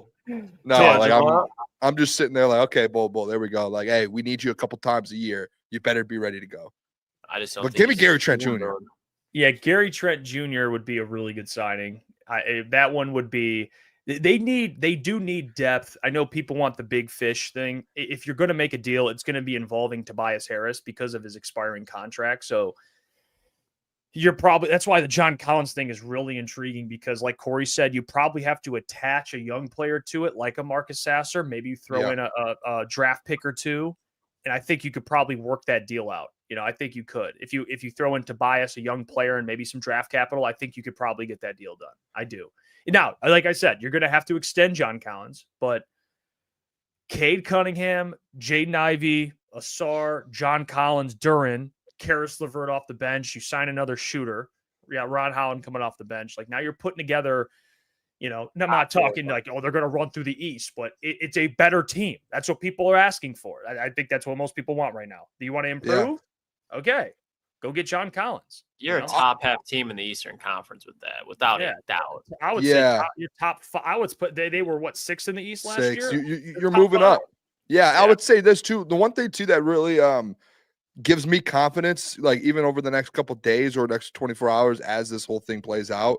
I mean, you guys got to think we're 3 hours into free agency. Like things are going to keep happening here. But as this plays out, you got to remember what Trayshawn Langdon did last year in free agency, first year. Like he essentially joined the franchise right before the NBA draft, didn't have much prep, go through the NBA draft, and then instantly within a week is free agency, and he goes out and gets you a Tobias Harris and brings Tobias in. And did he get Tim Hardaway during that free agency period, Jeff? Yes. Or was that a trade? No, that was that. It might have been. I don't know if it was a trade or not. It might have been a trade.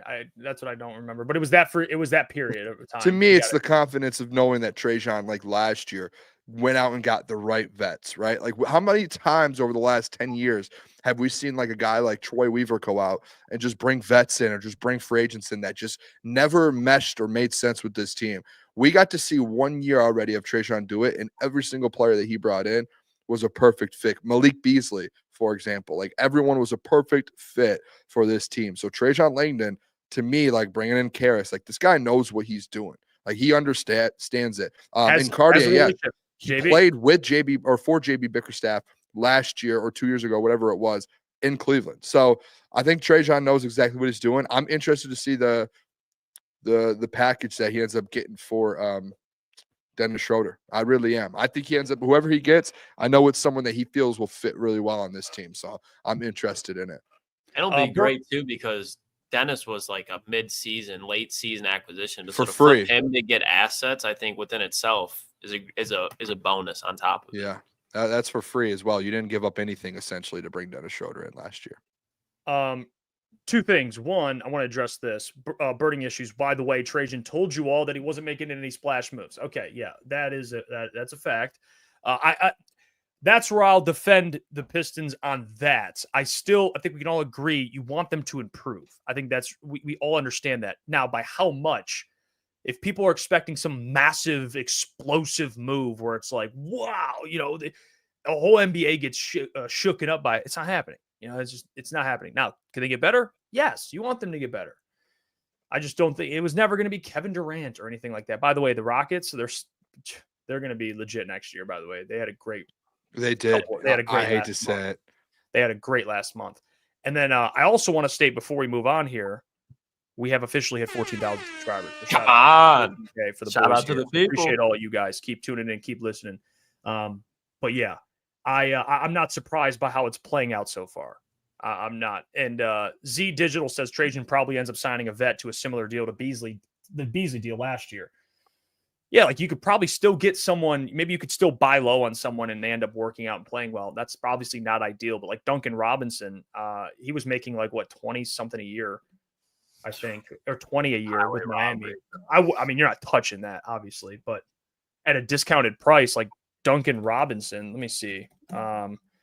He averaged 11 last year for the Heat, and he shot, shot 39% from threes. He's basically a 40% 3-point shooter, yeah, which is what you want. 3-point shooter. Yeah. And the only problem is defensively, he is a little bit of a liability. That's always been a conversation with him, trying to find different defensive schemes kind of or rotations to get him in on the court with someone that can help him defensively, because that has been a problem. Yeah, JB could. You got to hide him. Yeah, he's not great defensively, but he could shoot. Steve Lehman, appreciate the member for 14 months. Shout out 14K LFG boys. Appreciate you, Steve. Appreciate all you guys in the chat as well. And I agree, Jay Hart. Now that Jalen Green's gone, you can support the Rockets again. Rockets are going to be good, man. They're in the East though, or the West, but still, they're going to be good. The East is a little more open, in my opinion. You have the top two teams missing their star players due to injury, massive injury. And then after that, you have just a bunch of other teams in the East that are kind of competing. And that's why I understand why people are a little more pushy for it. But when you look at the standings last year, you have the Celtics, Knicks are going to be right there again. Obviously, they're looking for a new head coach, so we'll see how that goes. The Bucks. Let's see. Let me look at this. Let me tell you this. TBD on the Bucks. Yeah, the Cavs will obviously be there. Celtics, Knicks, Pacers. Celtics and Pacers missing the two best players, but Bucks are always going to kind of be around in the. That's why my opinion's been the same with all of this. With that, Jeff, it's hey, you don't need to go get a Giannis or like if you did, in my opinion, you're a contender right away to go win a championship. But the only thing that Trajan couldn't have done this free agency period and this offseason is just sit pat. And re-sign Beasley, re-sign Tim, re-sign Dennis, and say, hey, we're good to go. Like, you had to go get new life, in my opinion. Like, you had to. And hopefully that's what happens with Dennis Schroeder moving on and bringing someone in. The Caris LeVert, that's it. I hope they go out and get someone else to get some more life. Like, think about teams that have won championship. Remember the Bucks before they made that push on the championship and they go get a guy like Drew Holiday. I'm not saying you need to go get a level like that, but you need to go get some – you need to add and you need to constantly add to move forward. Because I understand it. You have such a good young roster. You have such a good core to where you're like, you want to see them develop and keep getting better. And you don't want to fully take away from that. But at the same time, you have to have a push and a shove. Like you have to be able to give and take a little bit and say, hey, we still need to keep this thing moving forward and develop these young guys and kind of go through that process there. So that's in my opinion, man. They need to continue. He needs to continue to work this offseason, make some moves. Big shout out, Coach Walk, dropping a 50 bomb. Appreciate out Coach Walk, man. He says, congrats on the milestone, boys. Keep up the great work. Coach Walk, we love you. Appreciate it. Appreciate everyone. Hey, man, 14K. Let's keep pushing it, man. Let's go. We're trying to get to 20,000, 50,000, 100,000. So let's keep pushing. But what you said there, Boone, about the Drew Holiday thing, I think that's probably a really good comp, actually, because you got to bring in guys that have been a part of teams that have won. Or that's why the Bruce Brown thing to me was super intriguing because he won an NBA championship. He did all the things that's a guy you want in the building. Even though we argued about Derek White, I see all your points about Derek White. He's the perfect, you need guys that fit, man. He would fit. Game. Yes. Yeah. Like the Gary Trent. Gary Trent's, I don't know if he's won a championship, but he's been in winning organizations constantly. Like these guys, you have to go out there and find guys who can push you forward while you're still developing players and getting better. So that's how you have to make it work here. Yeah, and that's something that obviously the sign and trade stuff we'll kind of see. I mean, there's still opportunities here for the Pistons to make at least some move. Haven't got anything yet. I don't think the Pistons are going to be done. We might get something later after the show. I mean, who knows? Trajan's probably not going to sleep tonight, to be honest with you. So we'll see. But Duncan, probably the best available, unless you want to pivot to Seth Curry. The Luke Kennard one was a big one for me. Yeah, unless you want to go to Seth Curry or Gary Trent. That was going to be a big one. Gary Trent or Duncan. Okay. Oh, here's some news, some Shams news. Shams. Mason Plumlee. 1-year deal. Charlotte Hornets. Pistons legend. Watch out for the Hornets. Absolute Pistons legend, dude. Sexton. Yeah. Yeah, Mason Plumlee making $2 million. Paul Reed got more than Mason Plumlee. So did he actually? Yeah, I think Paul Reed got 2 for 11. It's like 5. It's 5.5. You know what I mean? It's like in today's NBA, dude, guys are making 25 being role players. It's like they're 20. It's like what is 5 really? To the average human, it's a lot of money, obviously. It's a lot of coin. But to the NBA players, dude, the guys are making. I mean, guys are going to make $70 million a year. I mean, it's just like. I'm not going to be mad if you don't like the Paul Reed signing. I'm not even going to argue with it. I just listen. Like I get it, but like 2 years, 11 mil or whatever he got 12. Paul's he's a fan favorite, so people are going to hate. may hate me for saying Have it. your I don't Derek want Barnes rotation. moment. I just don't think Paul Reed is was like a must, like bring him back. He averaged like 2 and let me see, like he averaged 4 and 2. And I know before he was 7 and 6 with the Sixers, but you didn't get it's like with Jalen Duren and Isaiah Stewart, in my opinion, like you could probably use that money to go get a Mason Plumlee who could get you 6 and 7, right? Like a little bit more. Or there's guys out there that you just get a little bit more. Maybe honestly, maybe Paul Reed, and this is maybe where I'm off a little bit on it. Maybe Paul Reed is your James Johnson, your Jeff Green. Maybe that's why they kept him in there. The vet. In the vet. But the thing is, it's like he's really not a vet. He's a 6-year guy. He's not, it's not like he's like a 13, 14. He's a 6-year guy. But like, were you guys pumped at what you saw about him in the playoffs? Honest, don't lie to me. Don't lie to me. No. It You want me to was, be honest? it was. After that, I was like, why did we even make it? Like, what are we doing? You want me to be honest? I agree with Adiz. He's the third. But he's a third center, but you can have a better third center, in my opinion. Maybe I'm wrong, man. I could be off on this one. They probably look at it like Isaiah Stewart's their backup big, and they just have Paul. Yeah, Reed. but when Stu goes down and you saw what happened in the playoffs with Paul, it's over. Well, It's over. To me, Oh. there's guys out there where you could have go get another big, and you could have had a little rotation of a little bit on. You could upgrade that position. That's just, again, I'm a B-ball Paul fan, man. I am a B-ball Paul fan. I just listen. Maybe you just do a 1-year deal with them. If it was a 1-year deal worth $4 million, I would have been like, "Yep, I'm good." 1 for 3, I'm good. 2 for 11, 12. That's where I'm sitting there like, "Hey, I love B-ball Paul." Whoop. You're not gonna like. Is he a trade asset? Probably not. Yeah, I I mean, Jay Hart. We can bring up. Hey, he started for him 60 games in Philly, won them some games. Why didn't he do that when we needed him down the stretch in the playoffs? That's my problem. It's, hey, you have to earn the deals. To me, number was called, didn't produce. It's as simple as that. You got to produce. And if you want to get a that's just what it is to me, man. I'm not gonna sweet coat it just because he's a man of the people and he's a fan favorite. I like B-ball Paul, man. Yeah, that's just a fact. When his number, Love is real says Houston's third center is Capella. I just checked. I would have rather had Clint Capella. They have Sengun, Steven Adams, and Clint Capella. Yeah, like what are we doing here? Again, it's just listen, if you're lack size, they do need size, man. I would have gone and got a Clint Capella or a player like that. Honestly, Clint would have been a really good pickup over Paul Reed. I don't even know what Clint got paid, but I would have paid a little bit more to bring a guy like that in. You know you're going to deal with injuries with your bigs. How often does Jalen Duren roll his ankle? Yeah. Well, Clint got 3 for 21 and a half. So like 7. I would have done that. Yeah, it's a great deal. Yeah, no, I would. What are we like? We could have a little pushback here with Trajan. Okay. Another one off the board. Torian Prince, 2-year deal with the Bucks. So that was a guy I kind of liked him. He's gone. He can shoot the ball. Yeah. So he's gone. I'm keeping a lookout for Duncan though. Obviously, the shooters I'm most paying attention to right now. Shooters and big men. Stretch fours. You know, that's what we're looking for. Shout out Rod Beard, by the way, formerly of the Detroit News. He just tweeted out the Hawks are having a good offseason. So he agrees with you, Boone. Rod Beard said the Hawks are having a good offseason. Oh, did he? Yeah, that's what it feels like they are. I forgot he's in Atlanta now. Actually, I do believe he moved from Detroit to Atlanta, covering down there. Yeah, so he's on board with it. Yeah, it feels like they are putting together a little something there. It's probably the best they've done over the last few years since they've had Trae Young.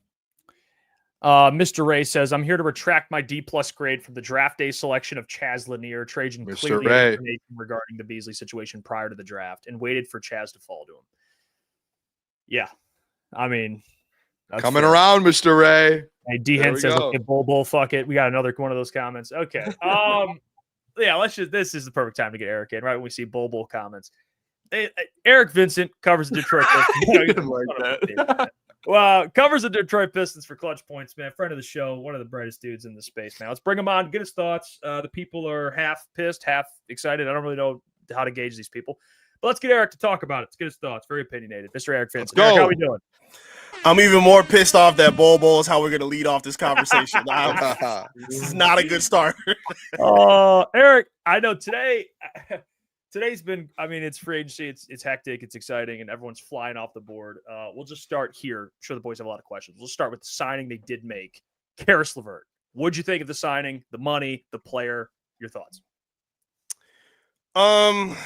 I understand why. Yeah, I gotta be mad diplomatic today. Like I understand why they made the move to bring him in. Obviously, I don't think he was a priority prior to a couple days ago of the news, which I'm sure we'll talk about. But since the Beasley, allegations have come up, it really changed a lot. So Trajan talked about wanting to have backup plans in place. I feel like the drafting of Chaz Lanier was one of them. And now after the Beasley story is kicked in, I feel like LeVert is now that other backup plan for their wing depth that they've needed. I mean, he's not a bad player. He's a good scorer. He can be a crafty veteran to kind of help, provide a little bit of a scoring punch for that second unit. He can provide a little bit of spacing and help offensively to the first unit as well if he has to play in staggered lineups. So it's not a terrible acquisition. He's obviously a stopgap kind of guy. But I do kind of understand the fans' frustration with it. You're seeing a lot of teams with young players, and they're building these pieces, and they're adding these guys that are going to be around for the sustainable future. And for the Pistons, we've seen a lot of their moves basically just be stopgap guys that they don't see being here for the near future. Even last year's guys of Tobias, Beasley, and Tim Hardaway, like Beasley looked like he was going to be a long-term fit, but they kind of are now still fitting the mold of a short-term plug. So again, it makes sense for the short term. How much better this makes the Pistons is a big question, but I can understand to an extent why they would, make the move to go get LeVert at this point. Yeah, Eric, is there anyone left in free agency right now that you kind of have on your board that you're sitting there looking at, say, hey, we need, and I know there's the potential sign and trade situation with the Sacramento Kings that everyone's kind of sitting and waiting on, but are there any players that you look at and say, hey, they can add more shooting, add maybe a stretch four, a backup point guard now that Dennis Schroeder is potentially gone? Who are you looking at over the next couple days now as this thing starts to continue to play out? It's been a pretty busy day, so I feel like a lot of their best options have kind of dried up at this point. Two guys I was really high on them, maybe taking a crack at landing in some way, shape, or form, whether it was the restricted free agency of Santi Aldama, who signed back with the Memphis Grizzlies, or maybe taking a swing for a guy like Cam Johnson, who was on a team where they were looking to reload and didn't really have clear direction with the Brooklyn Nets, but he just got traded to a great position with the Denver Nuggets as a shooter and a 3-and-D defender to upgrade from Michael Porter Jr. Somebody else I kind of thought about, because again, I didn't see a whole lot of free agents personally that I thought were great fits to kind of keep them or push them to where they were going to be. I feel like Beasley was going to be one of the biggest, priorities for them. And then I thought maybe the lot of the other signings are probably going to be trades for the Pistons. There's been reports that they could be interested in guys like Duncan Robinson, another former Michigan product, which is kind of hilarious. But I mean, based on like what they're doing, is I don't know. I kind of got to side a little bit with some of the angry fans. It does seem like a bit of an like underwhelming free agency period right now. To me, I feel like it was going to be like this anyway, because Trajan was only looking to improve in the marginal areas. So the guys from your 6-man to the rest of your bench. So like obviously they bring back Paul Reed, who's another rotational guy. They weren't going to make a splash move and be aggressive, and they didn't really have the time to game plan for that based on what happened with Malik Beasley. So yeah, I don't know how many other guys right now are like really that available outside of some other shooters that they could land like a Duncan Robinson. But as of right now, yeah, a lot of the responsibility for their hopes of next season are going to land on the young guys' development at this point. And I'm just going to ask you, Eric, because it's the elephant in the room that we haven't addressed yet. What was your reaction with Malik Beasley? What do you think will be the fallout from this whole Malik Beasley situation that I don't think anyone in Detroit, across the NBA community saw coming? Oh, man. When I saw the tweet, I thought it was going to be that the Pistons had agreed to a deal or have something in stock and ready to agree on for the future. Apparently, they had been talking about a 3-year, $42 million extension, which is, again, more great value for him and the team. And as of right now, it's probably not going to happen. Again, he's not charged with anything yet. These are all just allegations. The U.S. District Attorney's Office, which is pretty serious, they're looking into this right now. And as of right now, again, there hasn't been a hammer dropped on him. So it's not a definitive ruling that they can't re-sign him. If they do, I think it would have to be on a smaller term deal just based on what the circumstances are. But yeah, I was absolutely shocked because like this couldn't have come at a worse time. Like if this were in May or like earlier in the season, like just after the playoffs, cool. You got time to kind of prepare for it. And it goes to more of what Trajan was talking about in terms of having a backup plan for some of these guys that may not come back. I mean, based on what we've seen, it wasn't a whole lot of discussion between like what the Pistons were doing with Tim Hardaway Jr., another veteran that, you know, helped them a lot last season. So it looked like he was possibly going to be the one out the door, but now he may have to be the one returning just based on the scenario if they can't sign Beasley back. And then to kind of go along with the initial report, I'm sure all of y'all have seen a lot of the evidence and the crazy videos of him scoring at the last second. Crazy. Letting Halliburton drive by him, like saying, you know, I bet on myself. Like, it's all just looks so bad. Granted, again, it's all allegations, but bruh, the internet is the internet. And when things add up, it looks away. And so this is, it doesn't look good. And again, the timing could not be worse for both parties involved, especially again, these are allegations from the 2023-2024 season. This isn't even from when he was a Piston. So the Bucks don't have to be like the doubt. They don't have to experience a downfall of this. This is just the Pistons and Beasley that are suffering, which makes it so much worse, to be honest. Eric, the thing I actually brought up to Corey, and I know you've already talked about this. I'm sure Pistons fans are already well aware of this because the Utah Jazz make it very obvious that they're probably going to find a way to move on from John Collins. And I think John, he opted into his deal. It's like $27 million. So if you're going to get that deal done, you probably have to trade Tobias, probably, you know, throw in some draft capital. But people are asking for that type of move. He's 27. He can shoot the three ball. I mean, the lob threat he would be in the front court you would have. What do you think of the player, just to throw a name out there, John Collins, and just your opinion, likelihood Utah kind of moves on from him relatively soon? Because he's not returning, obviously, so they got to move him. Yeah, I saw some weird reporting around him from, I think, Jake Weinbach, I think was his name, because there was a deal between Utah and Charlotte where Colin Sexton was traded over to Charlotte. And I think there was a report that Collins was going with him. I don't think that's been finalized. But to answer your question, I like him a lot, to be honest, as an option based on what we're looking for. So, again, a lot of the Pistons that they're bringing in and a lot of these free agents, even going back to last season, a lot of these guys have been short-term stopgap guys that, okay, we'll deal with them for a year and then maybe try to find someone else in a couple years.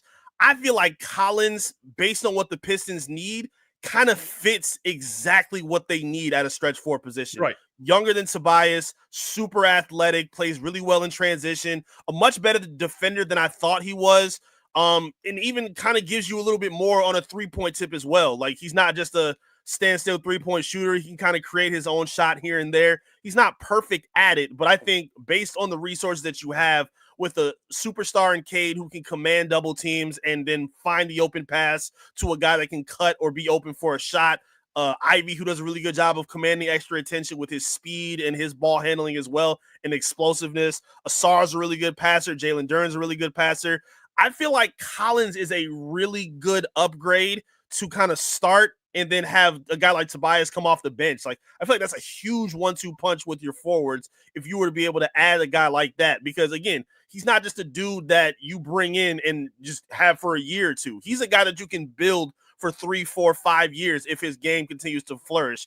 I love what JB Bickerstaff has done with some of these players. Again, we saw Tobias Harris play the best defense of his career last season. And John Collins has way better measurables and athleticism than he does. So as long as his buy-in is there and he's, you know, understanding of what the Pistons' identity is, I think John Collins will be a perfect addition for this team.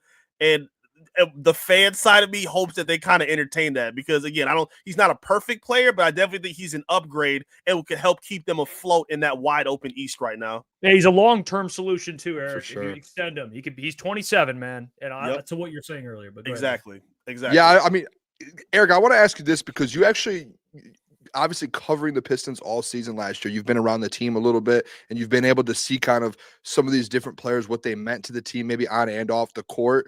One thing, and I'll be transparent with you, and I want to get your opinion on how you feel about it. I'm not the biggest fan, and I might be one of on my own here with this, but of the Paul Reed signing of the 2 years, $11 million.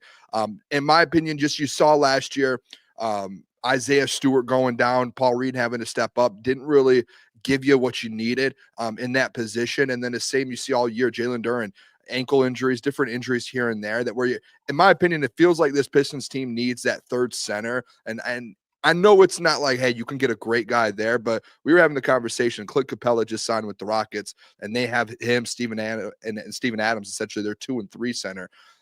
Did you like this Paul Reed thing? Can you break that down? Is there something maybe I'm missing in this whole situation with Paul Reed to where they like maybe love him as a voice in the locker room, or what's kind of the situation with Paul Reed? Am I crazy for just being like, hey, I'm not a big fan of them signing him to a 2-year deal? Just say he stinks, Boone. Just say he stinks. I mean, he averages 4 and like 2. So I mean, 2 years, $11 million. I mean, I'm not saying I could do that, but I'm just saying there's guys out there, in my opinion. And Eric, the biggest thing to me, when your number's called, we need you to produce. And if you don't do it, in my opinion, it's time to find someone else. And in the playoffs, you saw that hand in hand, that exact thing happen. I can understand your frustration. I don't think my explanation is going to help you, but I'm going to do the best I can. Trajan and the Pistons and JB for sure, they really prioritize the camaraderie of the locker room.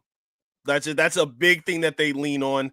And while Paul Reed, again, and he was the first signing of the free agency period for the Pistons, so for their expectations to be high, to kind of add somebody new, you just kind of bring back the third center on a 2-year deal. I can understand a little bit of that frustration. I do think he can be productive. Like, he did have a lot of moments where he did step in well for like Beef Stew if he was in foul trouble, or Duren if he was in foul trouble, or if there was an injury. B-Ball Paul did a really good job of stepping in and kind of just being that energizer, bringing in some hustle plays, grabbing some offensive rebounds, making some tough shots.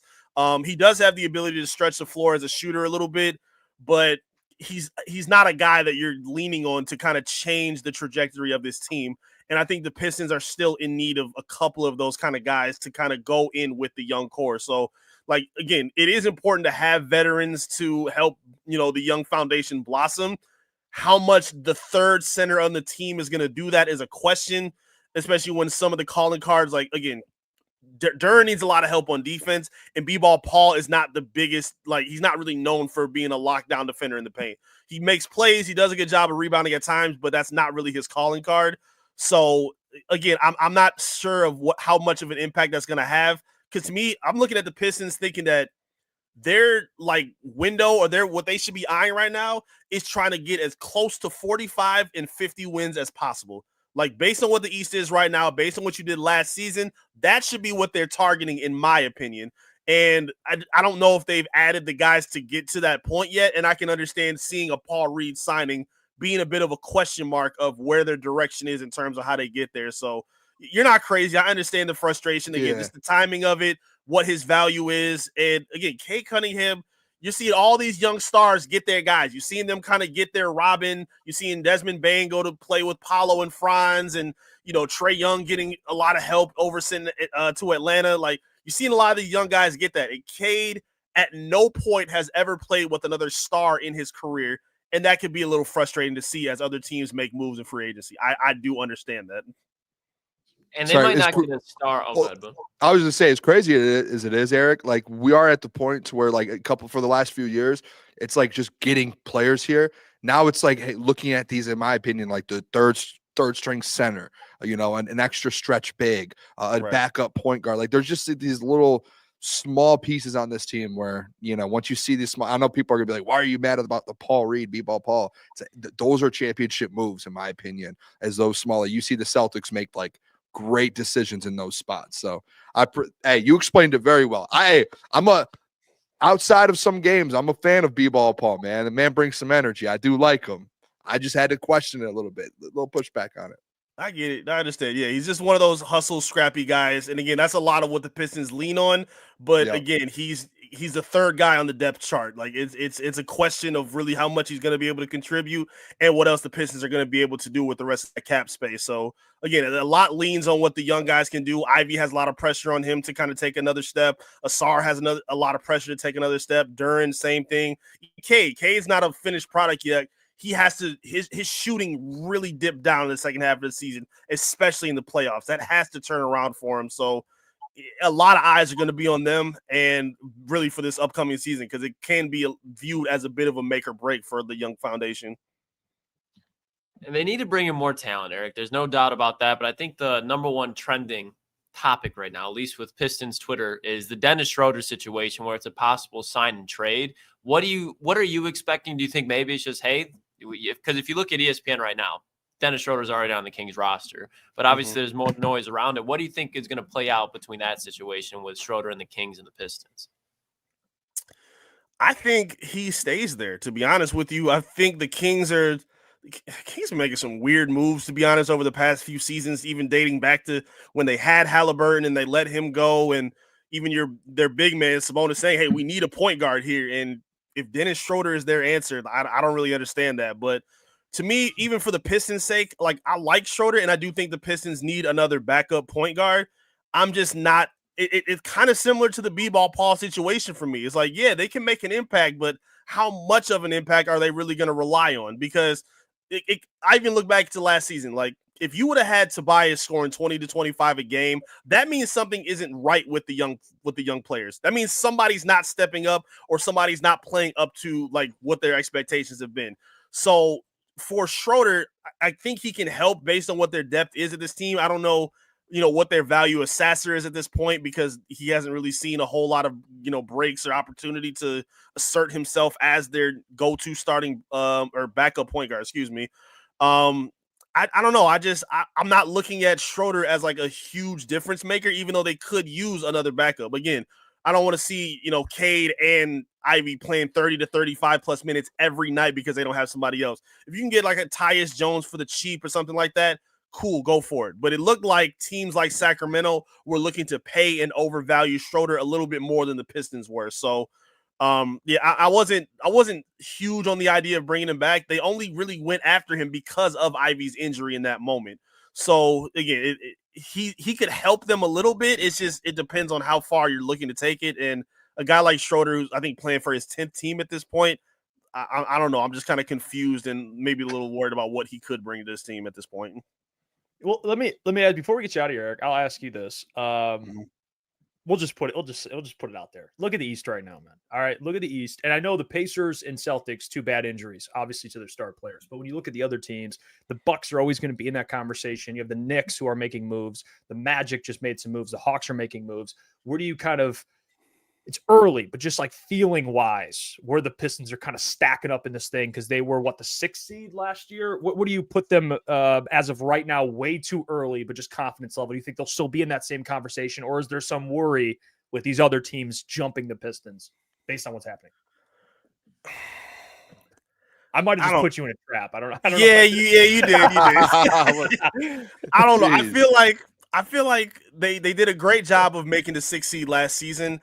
And I feel like based on where they are now and based on what a lot of other teams have done, even Boston, even losing Tatum, they did a really good job of going to get Anthony Simons and adding some other players as well to make sure they're not just, sitting on their hands. Like they're still going to be a competitive team in the top 4. And the way I'm looking at it, again, from the teams you mentioned, like Orlando is going to be good. Cleveland's going to be good.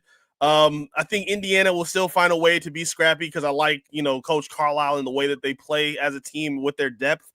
New York, even though they don't have a coach yet and they're still kind of, lacking some depth, I still think they can be a top 5 team.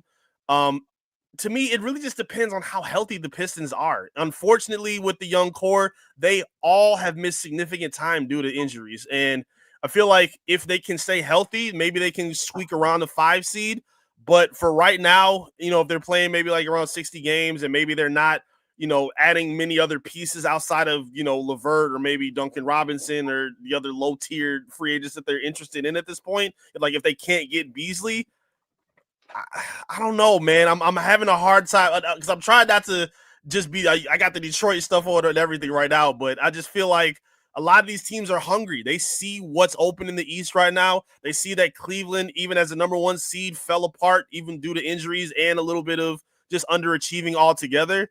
Like, it's a lot of teams that think that they can make that splash and maybe move up, because a lot of teams in the NBA can go from last to, in a playoff position like the Pistons just did.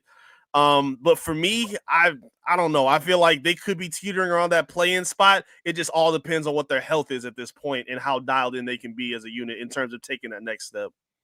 Can I throw out another free agent here for you real quick? Let's hear it. I just tweeted it out, and I've said it on the show a couple times. Well, I actually have 2 guys that I'm eyeing right now, Eric. But the one that I think could be your Malik Beasley replacement, shot over 40% from 3, Gary Trent Jr. from the Milwaukee Bucks. Still a free agent currently. I think there might have been conversations that the Bucks were working on a deal with him. I've tried to find those confirmations to see if that was true. There was really nothing out there. It seems like he is an unrestricted free agent and just still sitting there. It feels like that would be a perfect fit if Malik Beasley is potentially out of this team, that you bring a Gary Trent Jr. in here who's played on a team that's competed for the championship the last few years. I feel like that would be a great fit. What are your thoughts? I'm not mad at that at all. I think Gary Trent's a really good player. We saw what having a high volume 3-point shooter did for the Pistons. I mean, they had it with Tim Hardaway Jr. and with Beasley. And I feel like Trajan kind of took note of that, saying, hey, if we just get shooters around Cade, he'll be able to find them and they'll be able to knock it down.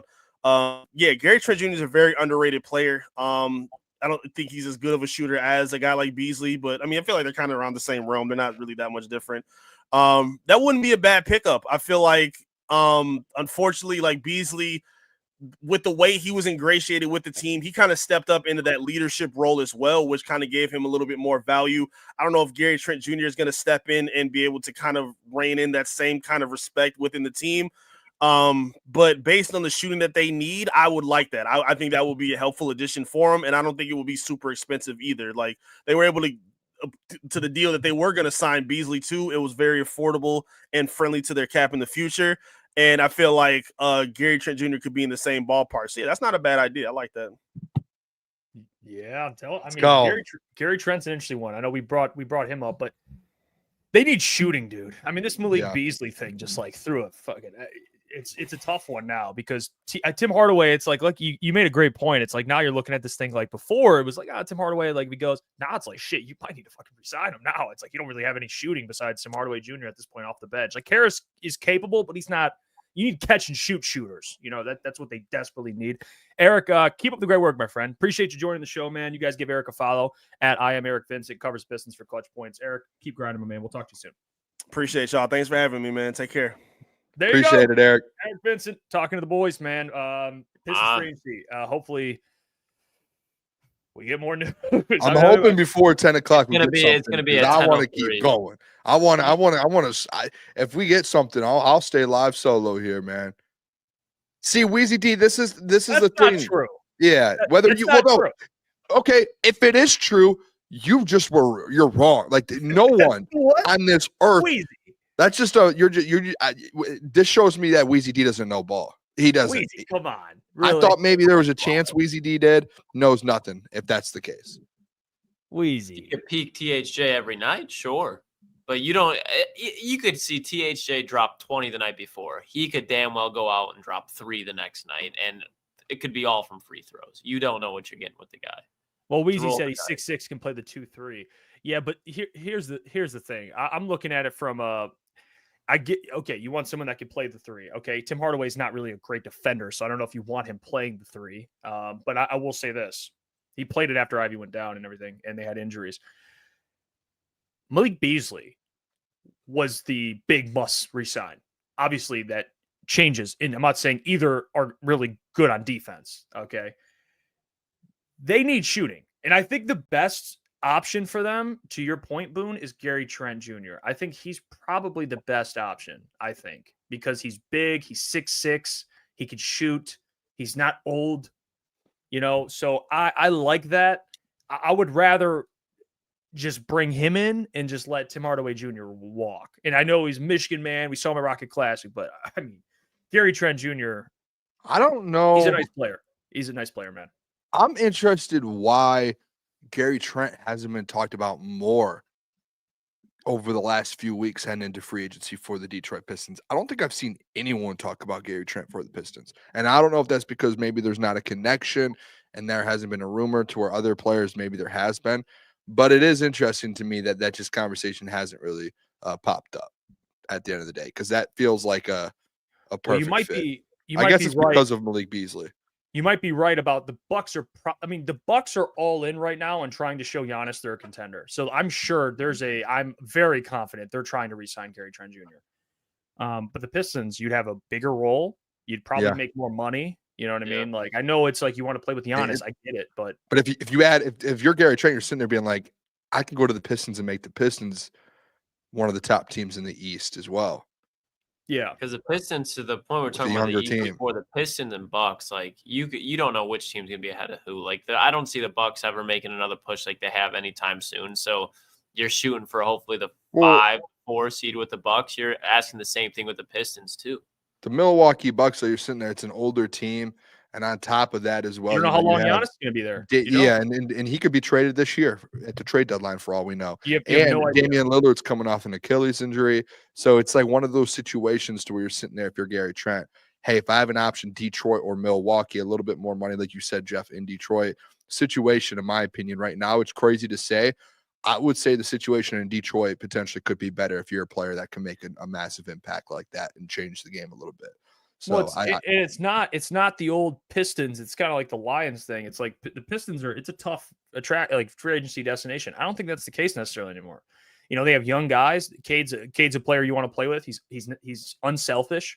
Yep. So he'll give you he'll look at Malik Beasley. He's a perfect example. Malik Beasley came here and I don't want to say revived because he was actually a really good 3-point shooter, but but look at his stats before he got here. Yeah, he had a great year here. You know what I mean? In that role. And I'm sure that's why Caris, it makes even more sense. You have a guy like that who can score, but Malik Beasley the year on literally, Jeff, this is perfect. Want to know why? Malik Beasley 2 years ago was essentially in Gary Trent's position in Milwaukee.